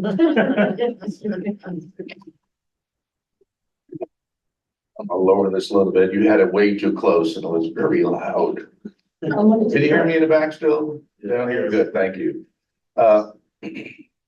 And thank you. She has a great passion for this. That's why I wanted to bring her, Barry, and I appreciate you allowing me to bring her today and give her perspective. My name is Karl Leonard, and I run the largest psychiatric hospital in Chesterfield County. And half of that is in jest, half of that is because that's what I have. I have a jail with a population of over 70% with mental health issues, with over 30% in serious mental illness. I am the psychiatric hospital in Chesterfield County. I'm not equipped, trained, prepared, funded to be so, but I am so. So I think today we got to be real careful about couching everything and the root causes of mental illness and to how society is defined today. You know, this isn't new. This is 200 years old. COVID and social media has exacerbated mental illness, but it's not a root cause. You made a comment, I had a laugh, I apologize. how the world was different when you were a kid. You think the world was different when you were a kid, which was last week, by the way. The world was much different when I was a kid. We didn't have social media. We had TV, which had 3 channels. That's it. And they went off the air at 11 p.m. We didn't have video games. We didn't have any of those things. Did we have mental illness? Absolutely. It's been around for 200 years. And, it's something we continue to misdiagnose. And PTSD only entered the DSM volume 3 in 1980, right? It's the first time I heard of PTSD, 1980. You don't think we had PTSD prior to 1980? Vietnam vets, World War II, today is the anniversary of D-Day invasion. You don't think those soldiers had PTSD? They were just never diagnosed. They were diagnosed as, you're crazy, put them in the mental bin. That's what we did. Mental illness has been an issue in this country for 200 years. And how we got to where we are today, excuse me if I use this term, it's crazy. I don't mean to use that term, but it's crazy, it's insane. In the 60s, President Kennedy actually started the initiative to start closing down mental hospitals, psychiatric hospitals. And then under Reagan, it really went full force, right? Everybody, not everybody, those who are old enough to remember One Flew Over Cuckoo's Nest with Jack Nicholson. That was probably an accurate portrayal of psychiatric hospitals back then. So in the 80s under Reagan, we really made this concerted effort to shut down mental institutions and psychiatric hospitals. Why? Because it was wrong to criminalize mental illness. Think about that. We shut down mental hospitals and psychiatric hospitals because it was wrong to criminalize mental illness. So what are we going to do instead? Send them to jail. That's the insanity of this. The alternative to criminalizing mental illness by putting them in mental institutions is to put them in jails. That's the wrong answer. It was supposed to be augmented with social programs in the community-based programs. They never, ever came to fruition. So then you have this whole host of people suffering from mental illness who are left to fend for themselves. When I say fend for themselves, they are left to fend for themselves. We talk about resources. I will say this, you all have it wrong. Resources, there's a lot of resources out there. You just have to be rich to access them. Right? What we need is affordable and accessible resources that everybody can get to. There's resources there. You can go to Williamsburg today. What's the Farley place? I think it's called. What does that cost? Farley left 30,000 per month. Yeah, 30 a month, 30,000 a month. Everybody got that? So, I mean, the resources have to be accessible for those in need, readily accessible. One of the failures we have is with our hospitals, quite frankly. I've been very vocal. I hope nobody here is from the hospital today, but you may have an exception with me after this. We're here in part today because of a post I did that Barry saw about one of my deputies had a chunk of her arm taken out by a woman in mental crisis. That she was babysitting for days on end on a TDO or ECO. TDO. What do those mean? Temporary detention order. An ECO? Emergency custody order. Thank you. So that's where the court or a judge or a magistrate says you are ordered to take this person in custody and get them help for their mental illness. But if you can't find that help in 72 hours, just cut them loose and put them back on the street. That's right. So this deputy was sitting with this woman in the emergency room trying to get her help days on end. Different deputies over the course of those days. It was her turn to sit with the lady and she got assaulted and bit violently. The reason she has a TDO on her because she got sent to my jail for trespassing in the first place. She got sent to my jail for trespassing because she went to a hospital emergency room to get help for a mental illness the week before. I said, I need help. And the emergency room said, we're not going to give you help. You need to leave. I'm not leaving. I need help. I have a mental illness. You need to get out of here. I need help. Call the police, have her arrested for trespassing. That's what they did. And she comes to my jail, and then we get the TDO for her to get her to mental health, and then we have to sit on her waiting for a bed, medical clearance to get her to a bed, and my deputy gets assaulted. Now, that was just a week. That's all. We had a gentleman just a month ago, who took us 26 days to find a bed. 26 days. So I want to read an email. I just got this email on Tuesday. I don't even know who this person is.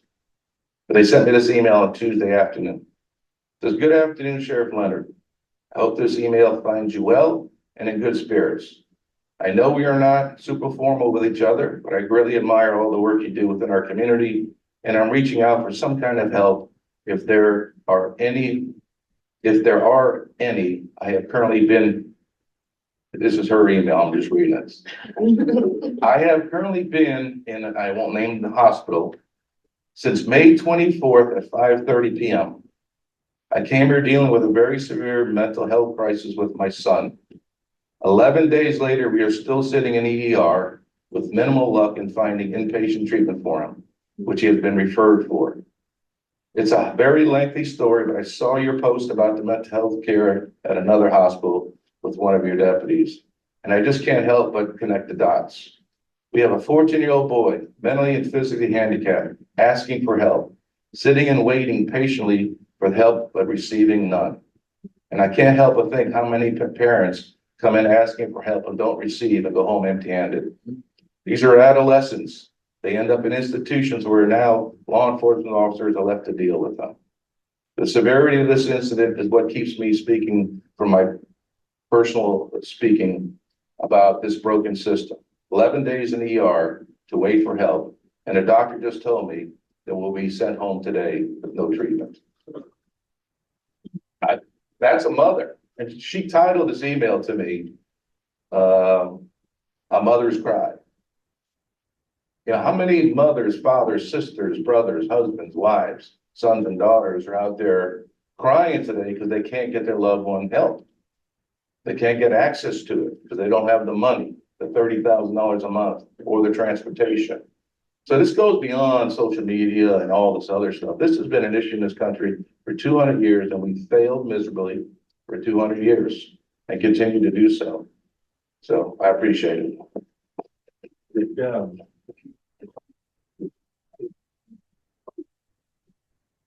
Thank you. So my name is Joe Crowley, and I'm honored to be up here with this distinguished panel. I'm kind of out of place because I'm not law enforcement, I'm not medical, I'm just a businessman and a community volunteer.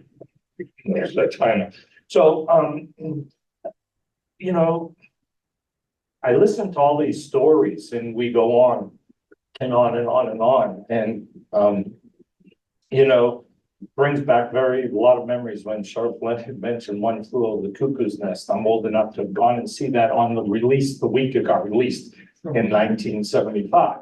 For those of you that can tell, I didn't grow up here in Richmond. I'm from Boston.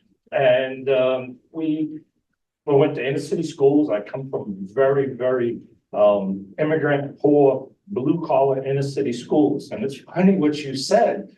The next town over, Danvers had a state mental hospital, big, massive state mental hospital. Our junior high, 3 years in junior high, 7th, 8th, and 9th, I had one field trip. That was to the Danvers State Mental Hospital to see the mental patients, for the teachers to scare us inner city kids into behavior, saying, if you don't behave, you're going to go to Danvers. And that's what we grew up with, that phrase, behave or you will go to Danvers. There. So I was fortunate. I got out of the city, was able to go to college, had a successful business career. Never thought I would be a community volunteer. Never thought I would do any of this. Bang, 2009, a very large employer in the city, boom, laid me off. 2 months later, a very large employer went bankrupt, laid my wife off.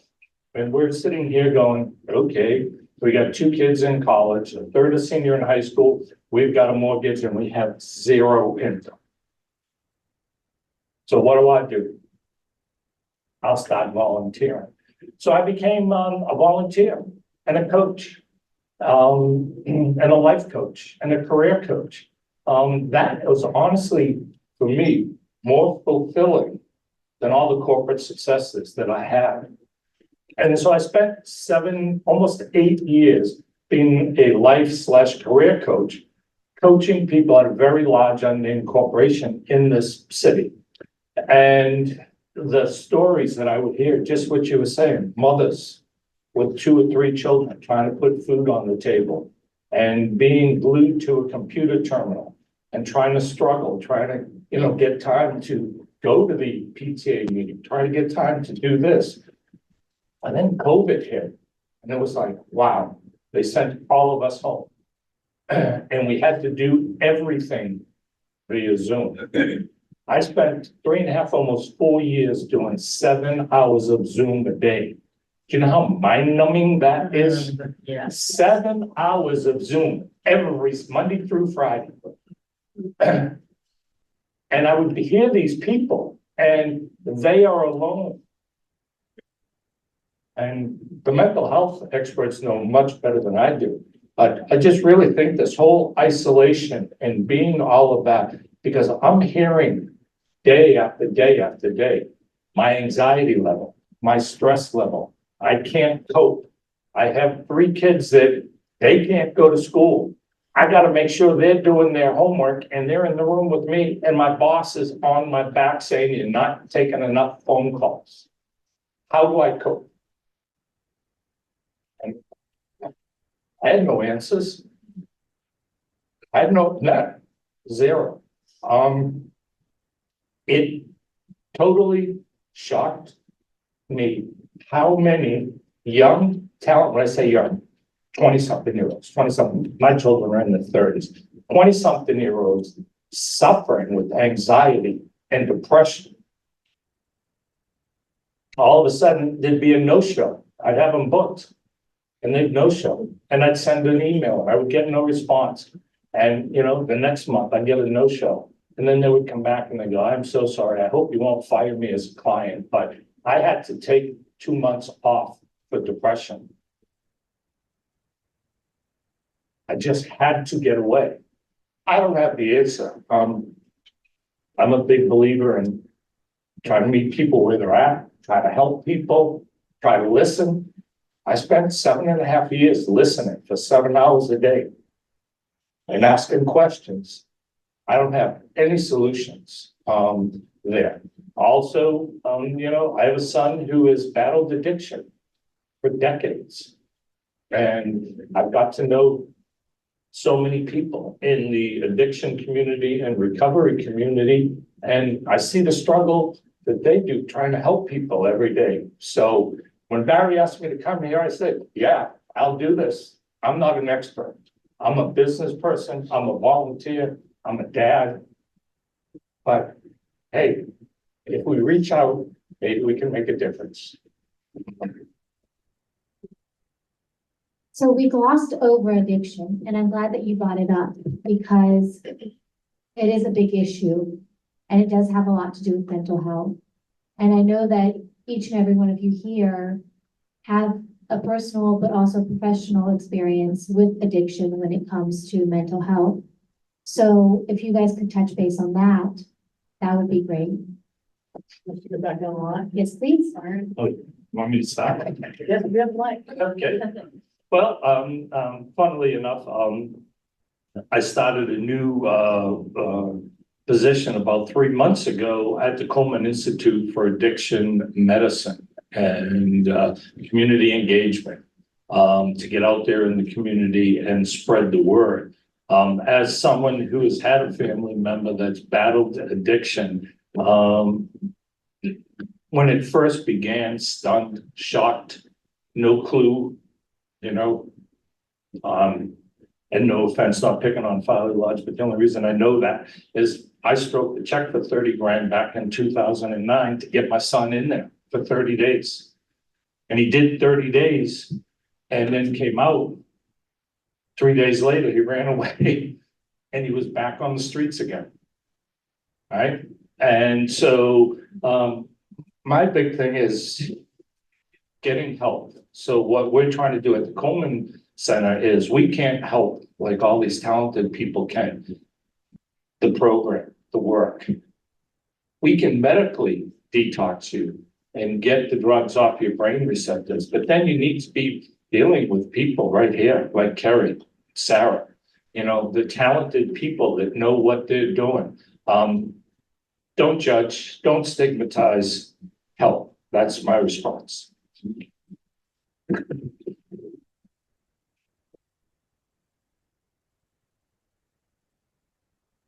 All right. Yeah, addiction, you know, we talk about the stigma of mental health, that pales in comparison to the stigma of being somebody who's addicted to drugs. And unfortunately, that stigma stays with them through the rest of their life. And that's something that is really our primary thing, is to break the stigma in the community.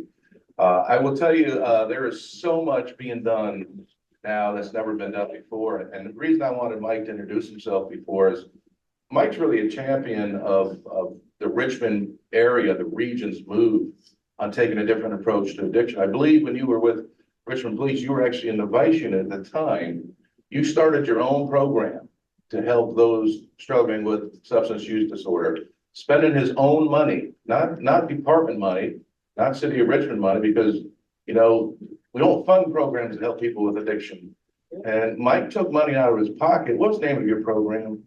Virginia Recovery Foundation. Which he started the Virginia Recovery Foundation while he was a police officer working in Richmond. And then, you know, right on his tails is C.T. Woody bringing in this crazy program called Real Life. And we're gonna invest in inmates in the jail. What is that nonsense, right? And he starts making this tremendous impact with those struggling with addiction in the Richmond community. And then I've got this program called Harp and Our program, and quite honestly, if it wasn't for C.T. Woody and for Sara, I plagiarized, I took everything I could from them. But I just mention this because there's so much going on in the communities. But here we are back to law enforcement, sheriffs, jails, being the place to go to get help for your addiction. In Chesterfield County, anybody suffering from substance use disorder can ring our doorbell any hour of the day and ask for help with their addiction. I let them come into my jail. I'll let them spend a night or two without criminal charges in the group that's in our recovery in our program until Kerri's folks can connect them to services in the community. Why do they come to me for help? Because there aren't any resources in the community that they can go to 24 hours a day, 7 days a week. One thing we've learned, when somebody struggling with addiction says, I need help, and they ask for help, the time to get them help is that very second, not 5 minutes later, certainly not a week later. That's when you got to get your hand on them and say, come on, we're going to get you help right now. What have we done in our community? We'll get you an appointment a week from Tuesday, go see this person. The addicts are the ones who've educated me the most. CT mentions we're still learning. I learn every day. And they're the ones who told me, Sheriff, if I don't have someplace to go, I have someplace to go. And that's that dealer, and that's going to be that fatal dose tainted with fentanyl or whatever. So the jails, I am the psychiatric hospital in Chesterfield County. I'm also the recovery center of Chesterfield County. I should be neither. These are all resources that need to be in our community.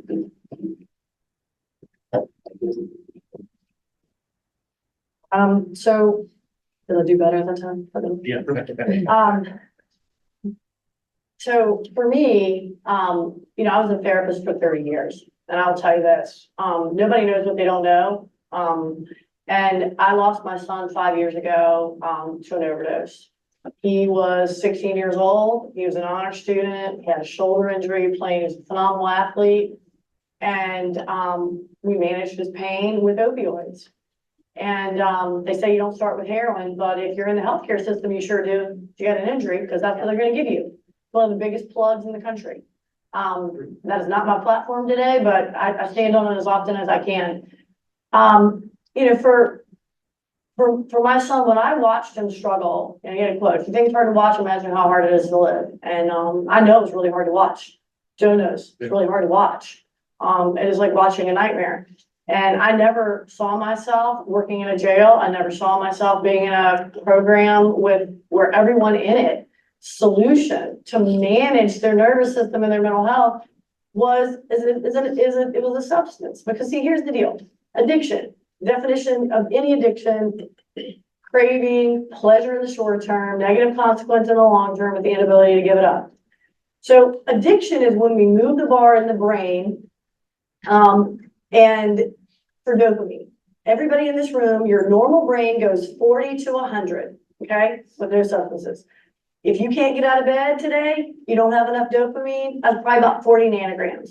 The very best day of your natural life, your best natural high, for me, it was the minute they handed me my babies. Like there's no feeling like it. And so they can bottle it, I'd buy it and use it. That's 100. But when you start to use a substance, you start moving the bar, okay, for dopamine. And dopamine is in charge of a couple things: survival, pleasure, and motivation. So when you occupy that dopamine receptor, and let's take something like an opioid, that's 9 times. A prescription my son got 9 times more than his normal brain can do. He was also an adolescent. In adolescence, your brain is doing nothing but laying track. Whatever you put on it sticks like crazy. They're the fastest learners on the planet. So whatever we're doing in adolescence and childhood is really important. So violence, substances, all those things. His brain learned it quick. And then when that prescription ran out, I didn't know what hit us. And then I started looking in the community, and and I didn't understand, and he didn't understand why he couldn't move the bar back like that. And in Harp, when I went, Sheriff Leonard saw an article I wrote in Richmond Magazine about, it was called Judge Less, Help More. And he said, hey, I want you to come see what I'm doing in the Chesterfield County Jail. I think I'm going to just take a tour of jail. I've never been in the jail. I'm scared to go into jail. And I went into jail and I walked into the Harp program. And then he introduces me. He said, Kerri's going to tell her story. And I'm thinking, Kerri's going to do what?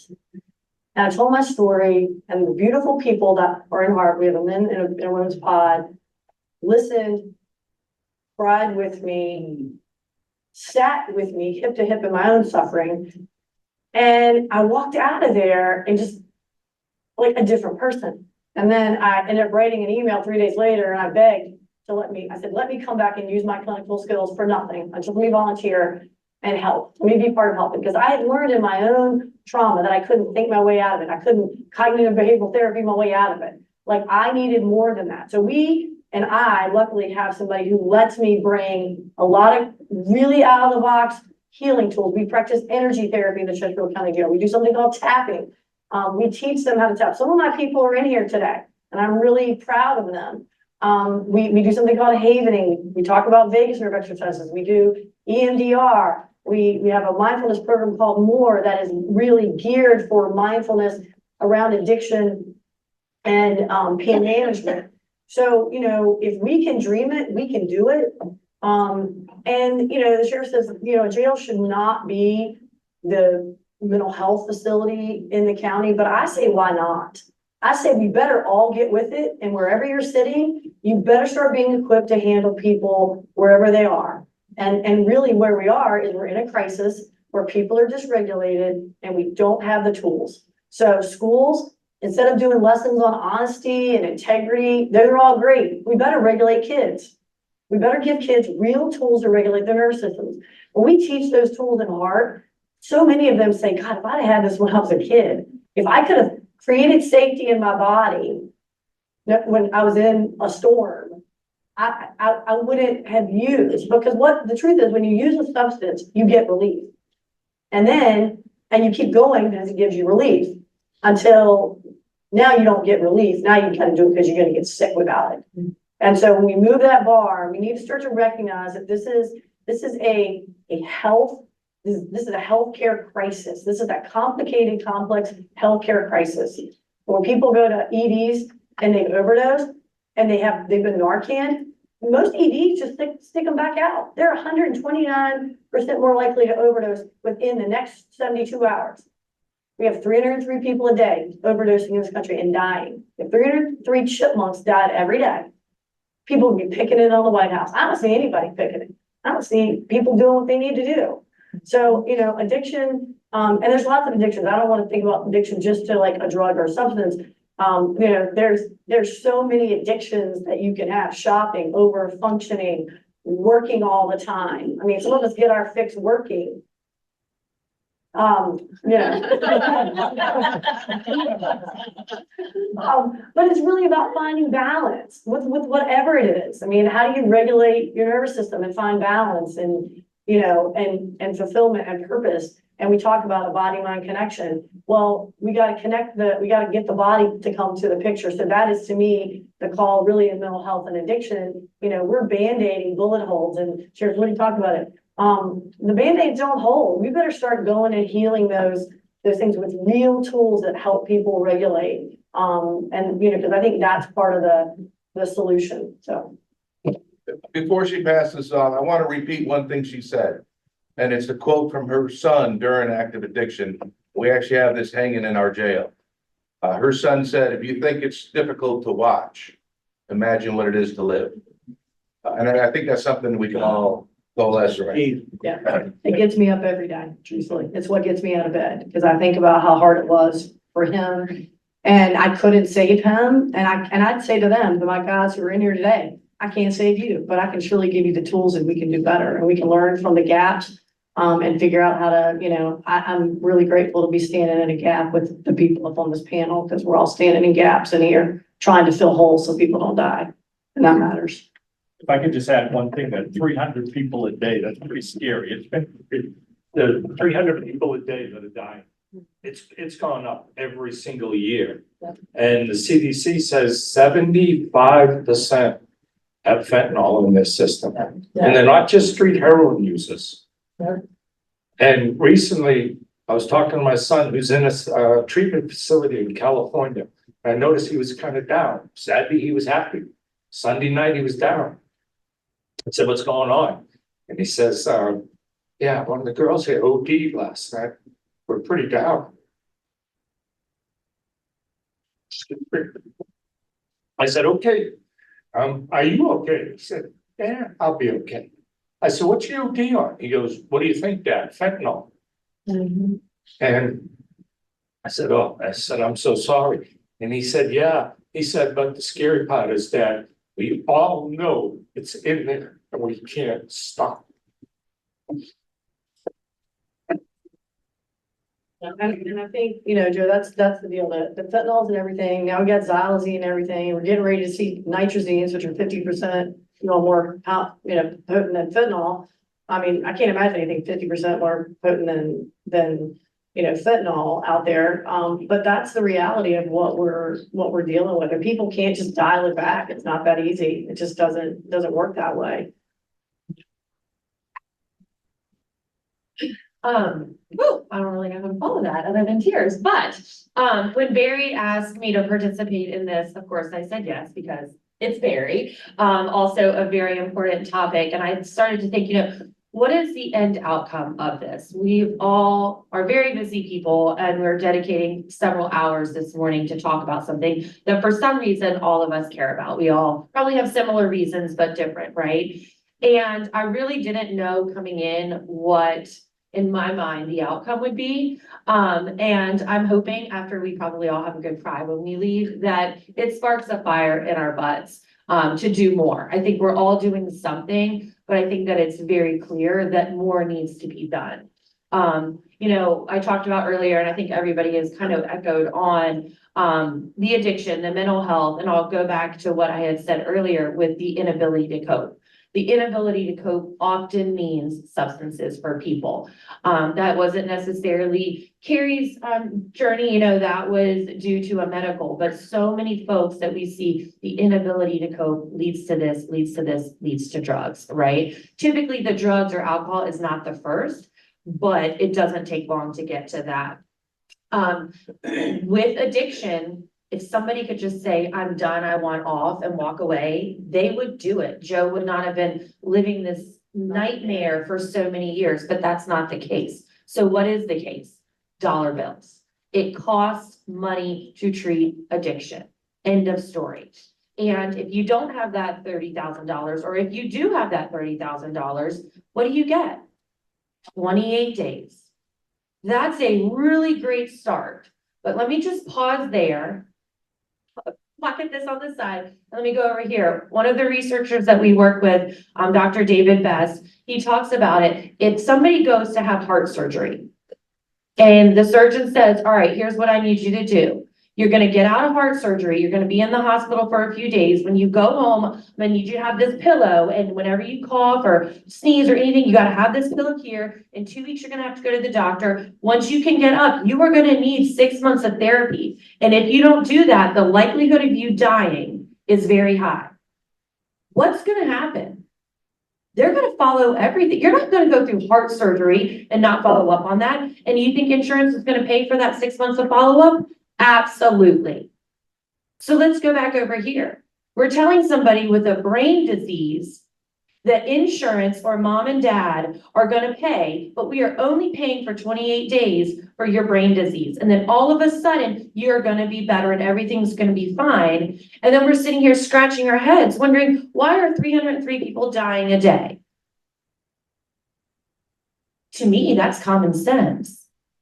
But to the people that are stroking the checks and making the money at the top, clearly, it's beyond rocket science. And in Virginia, and I'm not trying to knock anybody, but we have this new thing called Right Help Right Now. And that's the first thing that I could think of when the sheriff was reading that email. Right Help Right Now means you get the right help right now, which is what's needed. And that's what the governor is doing. And I'll give him props. There's a lot of money and a lot of things going into it. But ultimately, that right help is paid for by insurance. And that's 28 days. And that's a good start. And those programs, real life, we work very closely with. But if folks don't have something after that, the likelihood for a change is just not good. And I think that's one of the areas where we need to start. So, and we don't have right help right now, y'all. I mean, if anybody thinks that we do, they're not paying attention. But I just one thing I wanted to add, and I forgot to say this, but the definition of recovery is not abstinence when we talk about addiction. Right. Okay, recovery is really about recovering your best real self and putting down the armor or the parts of you that you needed to survive. And you'll never hear me call anyone an addict. They have an addiction. They are not that thing. They are people. They are beautiful people who, are struggling and trying to figure it out. And, our job is to help them. But, I asked the question because I think in theory, there are a lot of really good parts to Right Help right now. But the truth is we haven't funded it. Those initiatives are not funded. They're not being paid for. And if you want good care, you need to pay people to provide that good care. And we've got to start changing the models in healthcare and mental health because we got all these people that are coming out of school and they're ill. They're 25 years behind the times when they get out. They have no idea what best practice looks like. And the people that do, like Sheriff said, you can't access them. You got to be rich. I mean, we spent $356,000 out of pocket for our son's care. And he's not here. You can't treat a comprehensive, complex, mental health and healthcare problem with a bunch of one-stop gaps. And then I'm telling you, the day one on your 28 days, they say, what's next? And you know who that's on? You. They don't tell you. Maybe you go in to have cancer and you have surgery and they say, good luck finding your chemo. I wonder where you're going to go get that. That's what's happening in substance use care. So.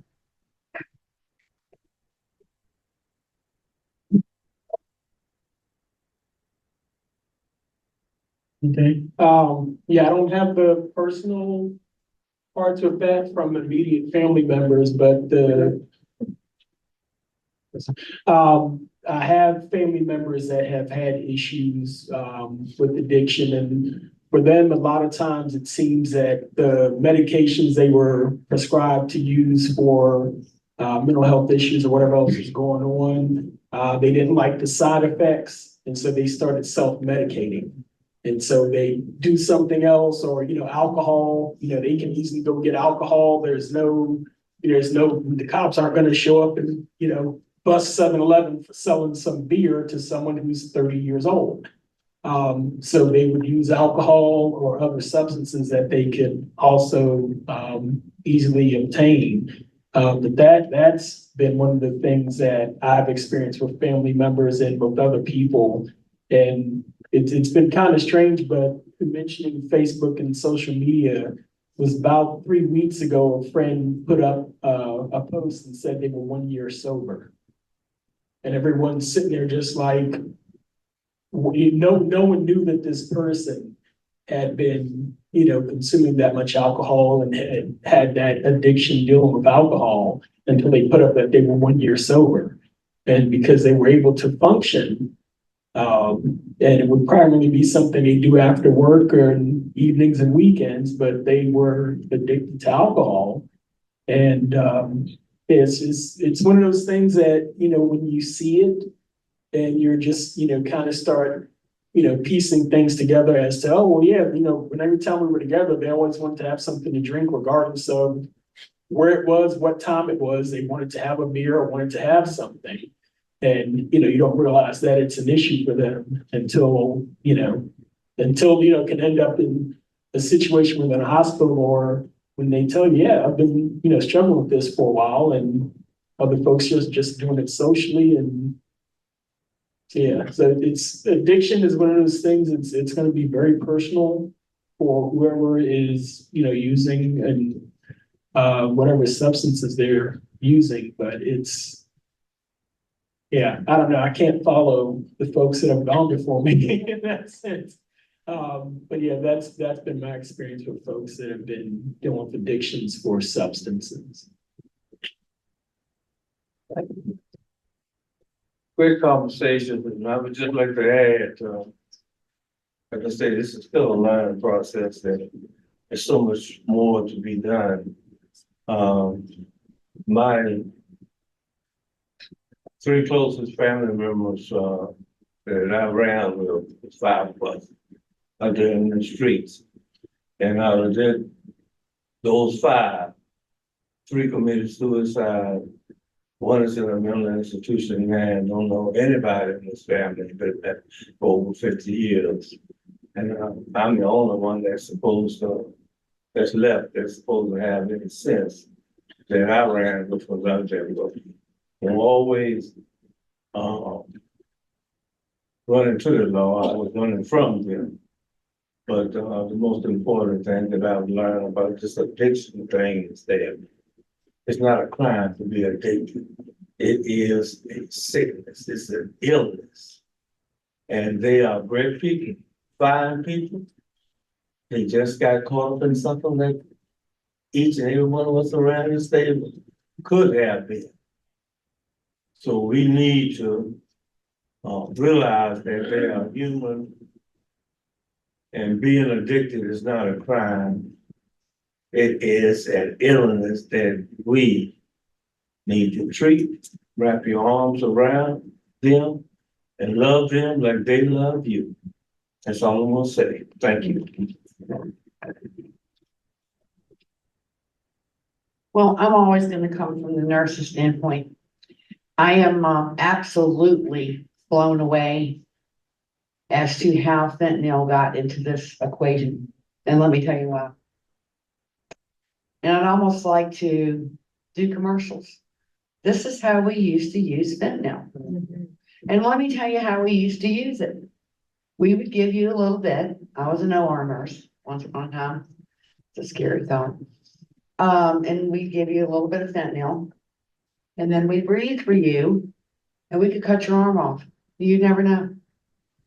And how we went from that to this, I have no idea. Because that's how you went to sleep, using fentanyl, but you got somebody breathing for you.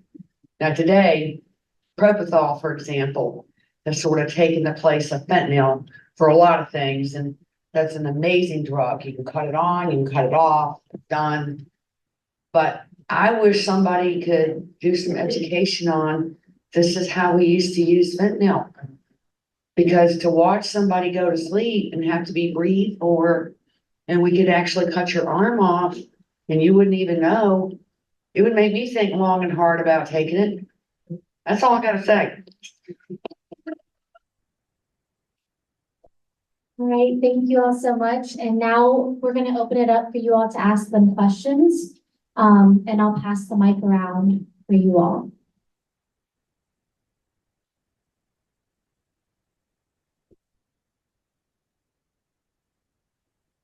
So mine's not really a question, it's, all right, so. I had a daughter that I married yesterday. But the relationship between her mother and I were not solid. And, I had a great friend of mine give you a quote that's really kind of got me over the hump. And the quote is, "We are responsible for the effort. We're not responsible for the outcome."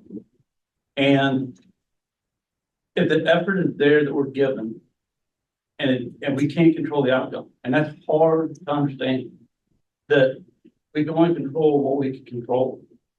So it's, I think the other biggest point is, how much do you think the loss of hope plays a role? It's all of it. I got some people who can answer that question in the room if they're brave enough to do it. Oh, don't put them on the hot seat. Hey, there. So they know that's what I'm gonna do. Because that's, because I put together a transport program for our department. And that's the biggest thing that I see is that the loss of hope, and then that understanding of, I'm the only one that's going through that, or they don't realize that it's not just them going through it, everybody's facing that. Yeah, and that's the nature of survival. If you and I are running from a bear, I mean, you're not worried about me, you're worried about you. So when people are in survival, they think it's only them, right, doing it. And then like, you get tired. And, you know, when you've exhausted everything you know to do, you can't stop. You know, you're not functioning. Like, people can't live in that state of dysregulation for very long before they're like, you know what, this ain't worth it. You know, and they quit and they lose hope. And that's the thing that I'm really proud of what we get to do. Like, we get to say, hey, there is hope. And our hope is that, you know, we can help you, because it's their walk, it's not mine. I'm not working harder than they are. But, you know, we can walk with you till you don't need us anymore. To me, that's good treatment. Good treatment is, I'm gonna walk with you. I'm gonna give you tools. You gotta use them. And I'm gonna root you on, and I'm gonna be right here. But I think CT and Mike can also attest to this. All you gotta do is plant the seed of hope. And when you do plant that seed of hope, it grows exponentially. And I wish somebody would take your hint and talk about the hope that they had, but yeah, they will. okay. Trust, Tyler. Well, now you're calling them out by I'll name. call them Okay. I'm gonna call them. I love putting them out there like that. Do I need to use this or? Yes. Please. Okay. So I was like I said, I'm a two-time combat veteran. I joined the Army at 17, and then I deployed to Iraq in 2007, 2010. And I saw a lot of things that I was not able to cope with, didn't know how to cope with when I got back. And because of it, I turned, well, we'd already been drinking, but my alcohol addiction continued to spiral out of control, and I lost my marriage. My newborn son, she took him with her because she didn't know how to cope with what was going on with me. You know, we didn't know how to handle it, what to do about it, where it came from. And like you said, we're taught to just deal with it. You know, we got to figure it out as men to, you know, to make the ends meet. So I spent from that time up until I got into the heart program. And when I got in there, I learned about myself, why I felt the way I felt, that it was okay to speak up and tell what was wrong. And then we were able to address and learn those coping skills for when I just got out in February. But when I got out, I'm able to apply those in society when the volume gets too much, when the stress gets too much, when I feel like I want to go drink, or I want to go do this, or I want to go do that. I can cope. I sit with it. I realize what's going on, and I can reach out to my network and explain and get help that way, where I don't have to go back to music and get locked up. So since I've got out, I've they planted the seed in hope because they saw something in me that I didn't see in myself. They learned to love, they loved me until I could learn to love myself again. And since I've got out, I've kind of jumped into this peer recovery, field, and because I want to give back what was given to me. And, I'm certified now, and, I go back into the jail every day, and I go back to the program where I found recovery, and I get to enroll the guys into the red cap system. And, I give them a shot of hope every day. So they get out. So when I built this relationship with these guys for 9 months, and then they see me getting out and doing good, and it gives them a shot of hope that they can do it too. Because when it comes from me, a guy they built this relationship with, they know it's real, they know it's legit, you know, versus somebody who's never been through it. But, Yeah. that's where the seed of hope's going.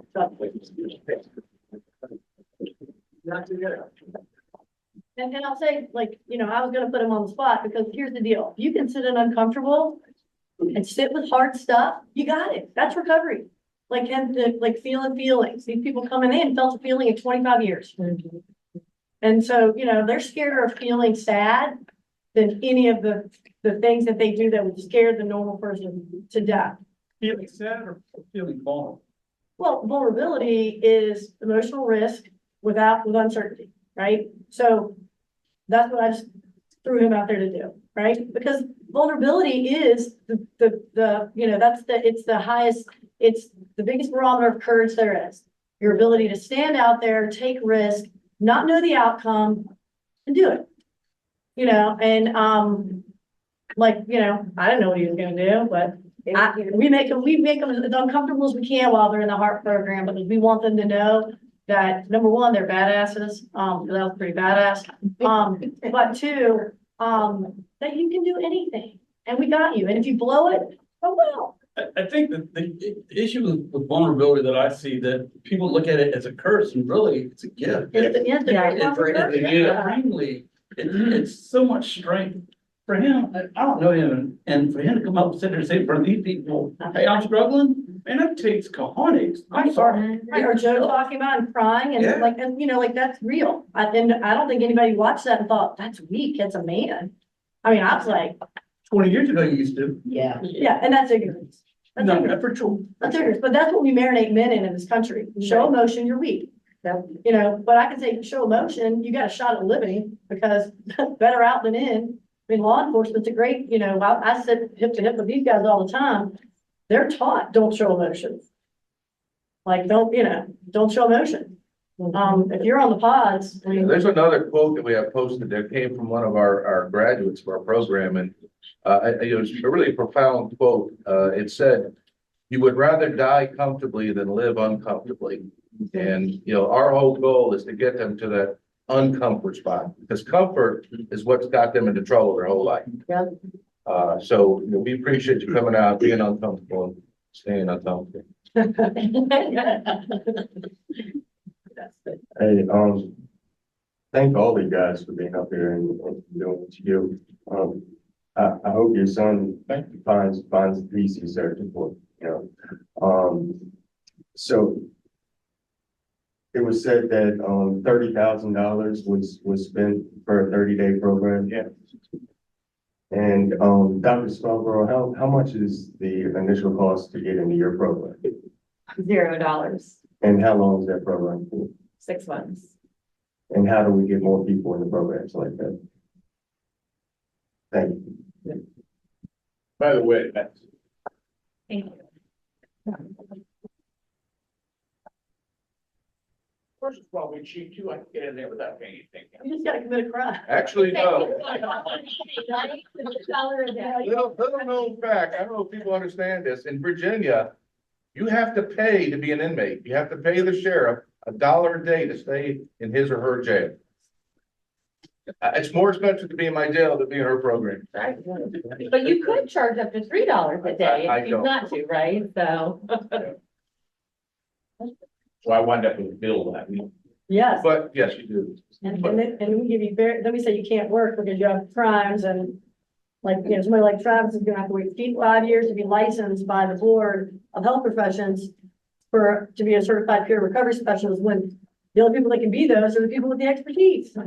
To answer your question, you know, how do we get more people to her place? She's limited because she only has a couple of houses, because she's nonprofit and depends on donations.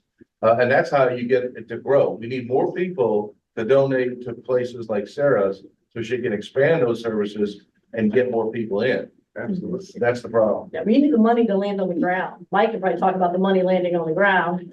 Oh, I can't, no, I'm sorry, but when you mentioned the tax code, I did the math.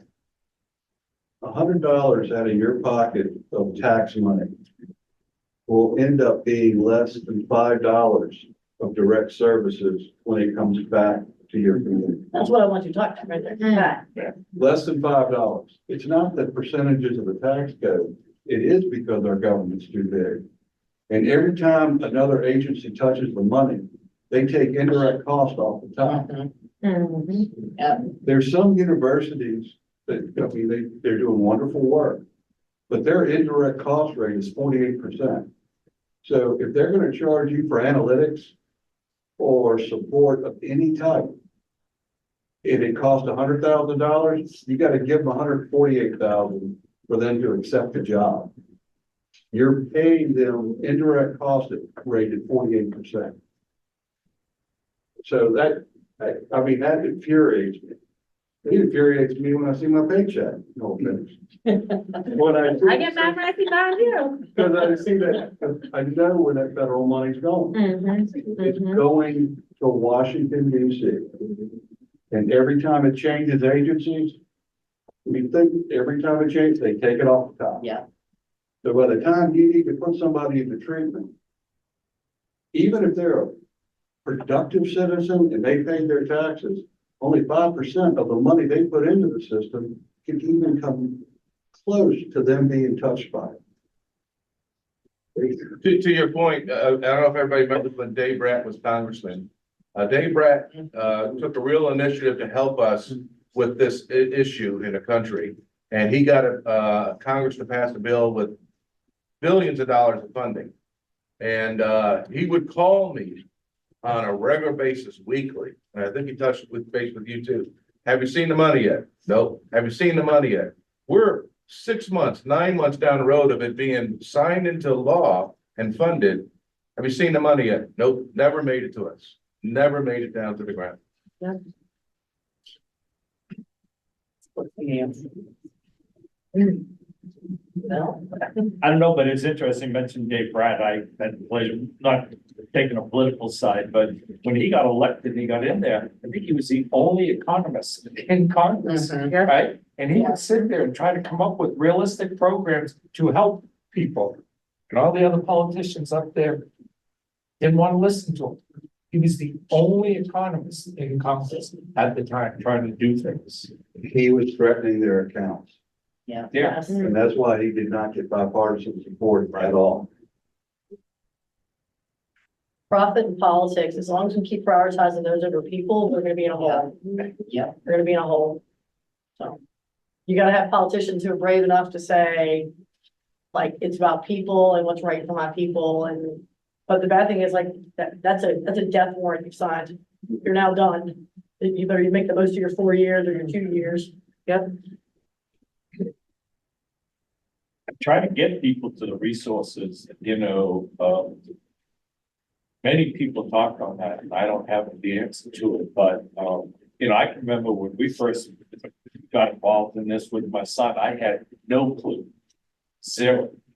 College educated, thought I was a smart person, read the newspaper, watched the news, did all kinds of stuff, all kinds of organizations, but all of a sudden I'm like, where do I go? Well, you're learning in the fire. Yeah, It's like exactly. you've been set on fire and then you're in crisis, and so you're just doing jello on Yeah. wall, praying for somebody to be an answer, and Yeah. that's not a good strategy. I will say, we're talking about issues and root causes and all that. I've also talked about solutions. I've met with the lieutenant governor personally about solutions. I've met with senators and legislators about solutions, and I've offered a couple, and I'm getting no traction. Mental health is our number one failure in the country. It is in Virginia as well.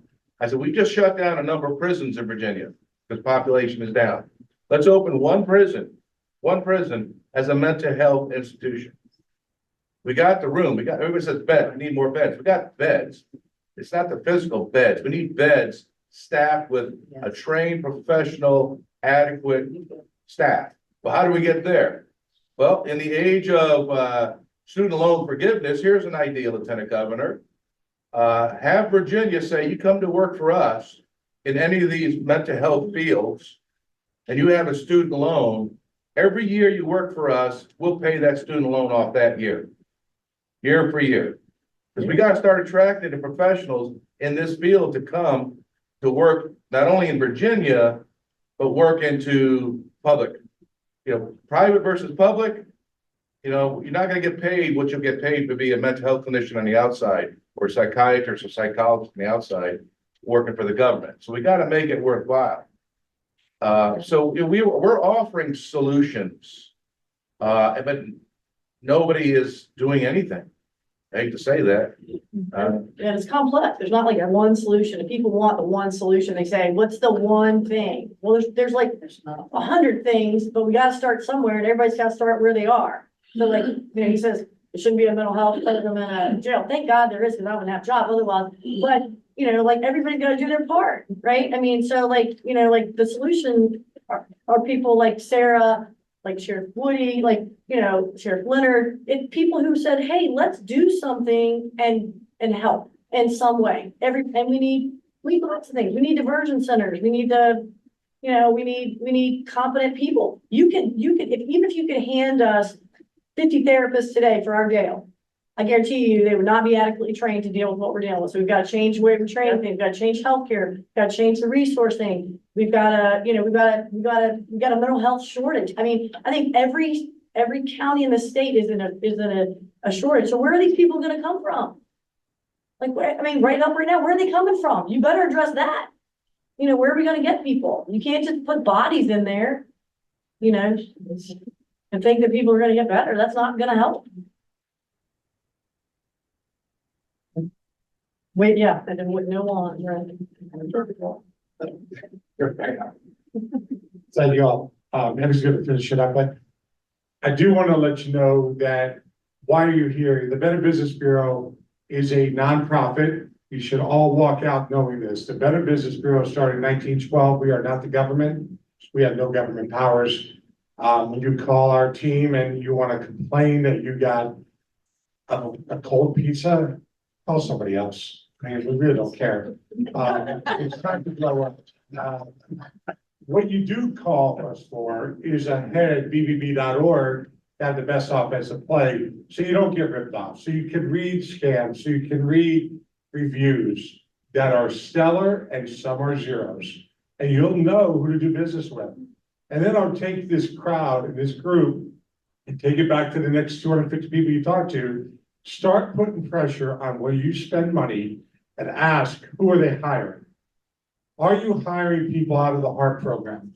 Are you putting that big mouth of yours, Mr. Big Industrial, Altria, Dominion, everybody gives so much money in our community. Are they hiring the people that have done the time to get right and got healed and recovered? They need employment. And I learned that from Sara and then Karl in your programs. You have to find employers. So start putting the pressure on people. Don't let these businesses get away. Dominion Energy spent $45 million, we're proud to say, in 2022 with nonprofits. That's a lot of money. Recovery is getting better, but drug use is going up. Sex trafficking is getting worse. The food bank in Chester County is going to build a $12 million facility to feed people. Does that make sense? That's a nonprofit, guys. That's money's going to come from corporations that they feel good about themselves, and yet food dependency is on a rise, right?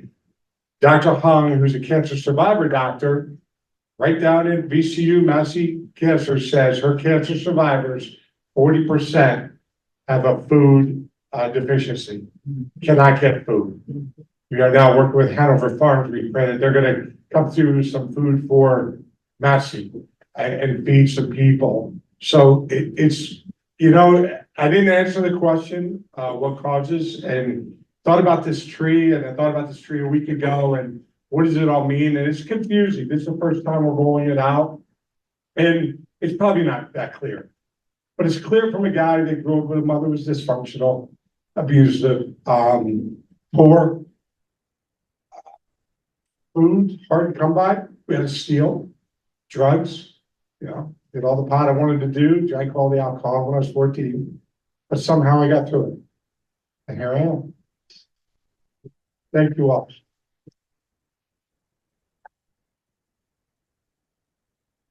Right, thank you so much for the panelists for being here today. And thank you, each and every one of you that came here and were willing to participate. How many of you knew you were gonna answer questions today? I saw a couple of hands. What happened here today is the entire concept of Ignite sparked by BBB. And I don't know if any of you paid attention to the board up on the wall, but one of the highlighted words is why. And the whole concept of the program is to answer the whys. Why are we having the problems that we're having in our community today? It's not just mental health. That's a big one. There's a lot of them. And the whole point of the program is for every single person to have their voice heard, to have a community that is able to come together and have these difficult discussions and start to find solutions to them as a community. So again, thank you, each and every one of you, for coming. And Barry wanted me to let you know that pizza's here.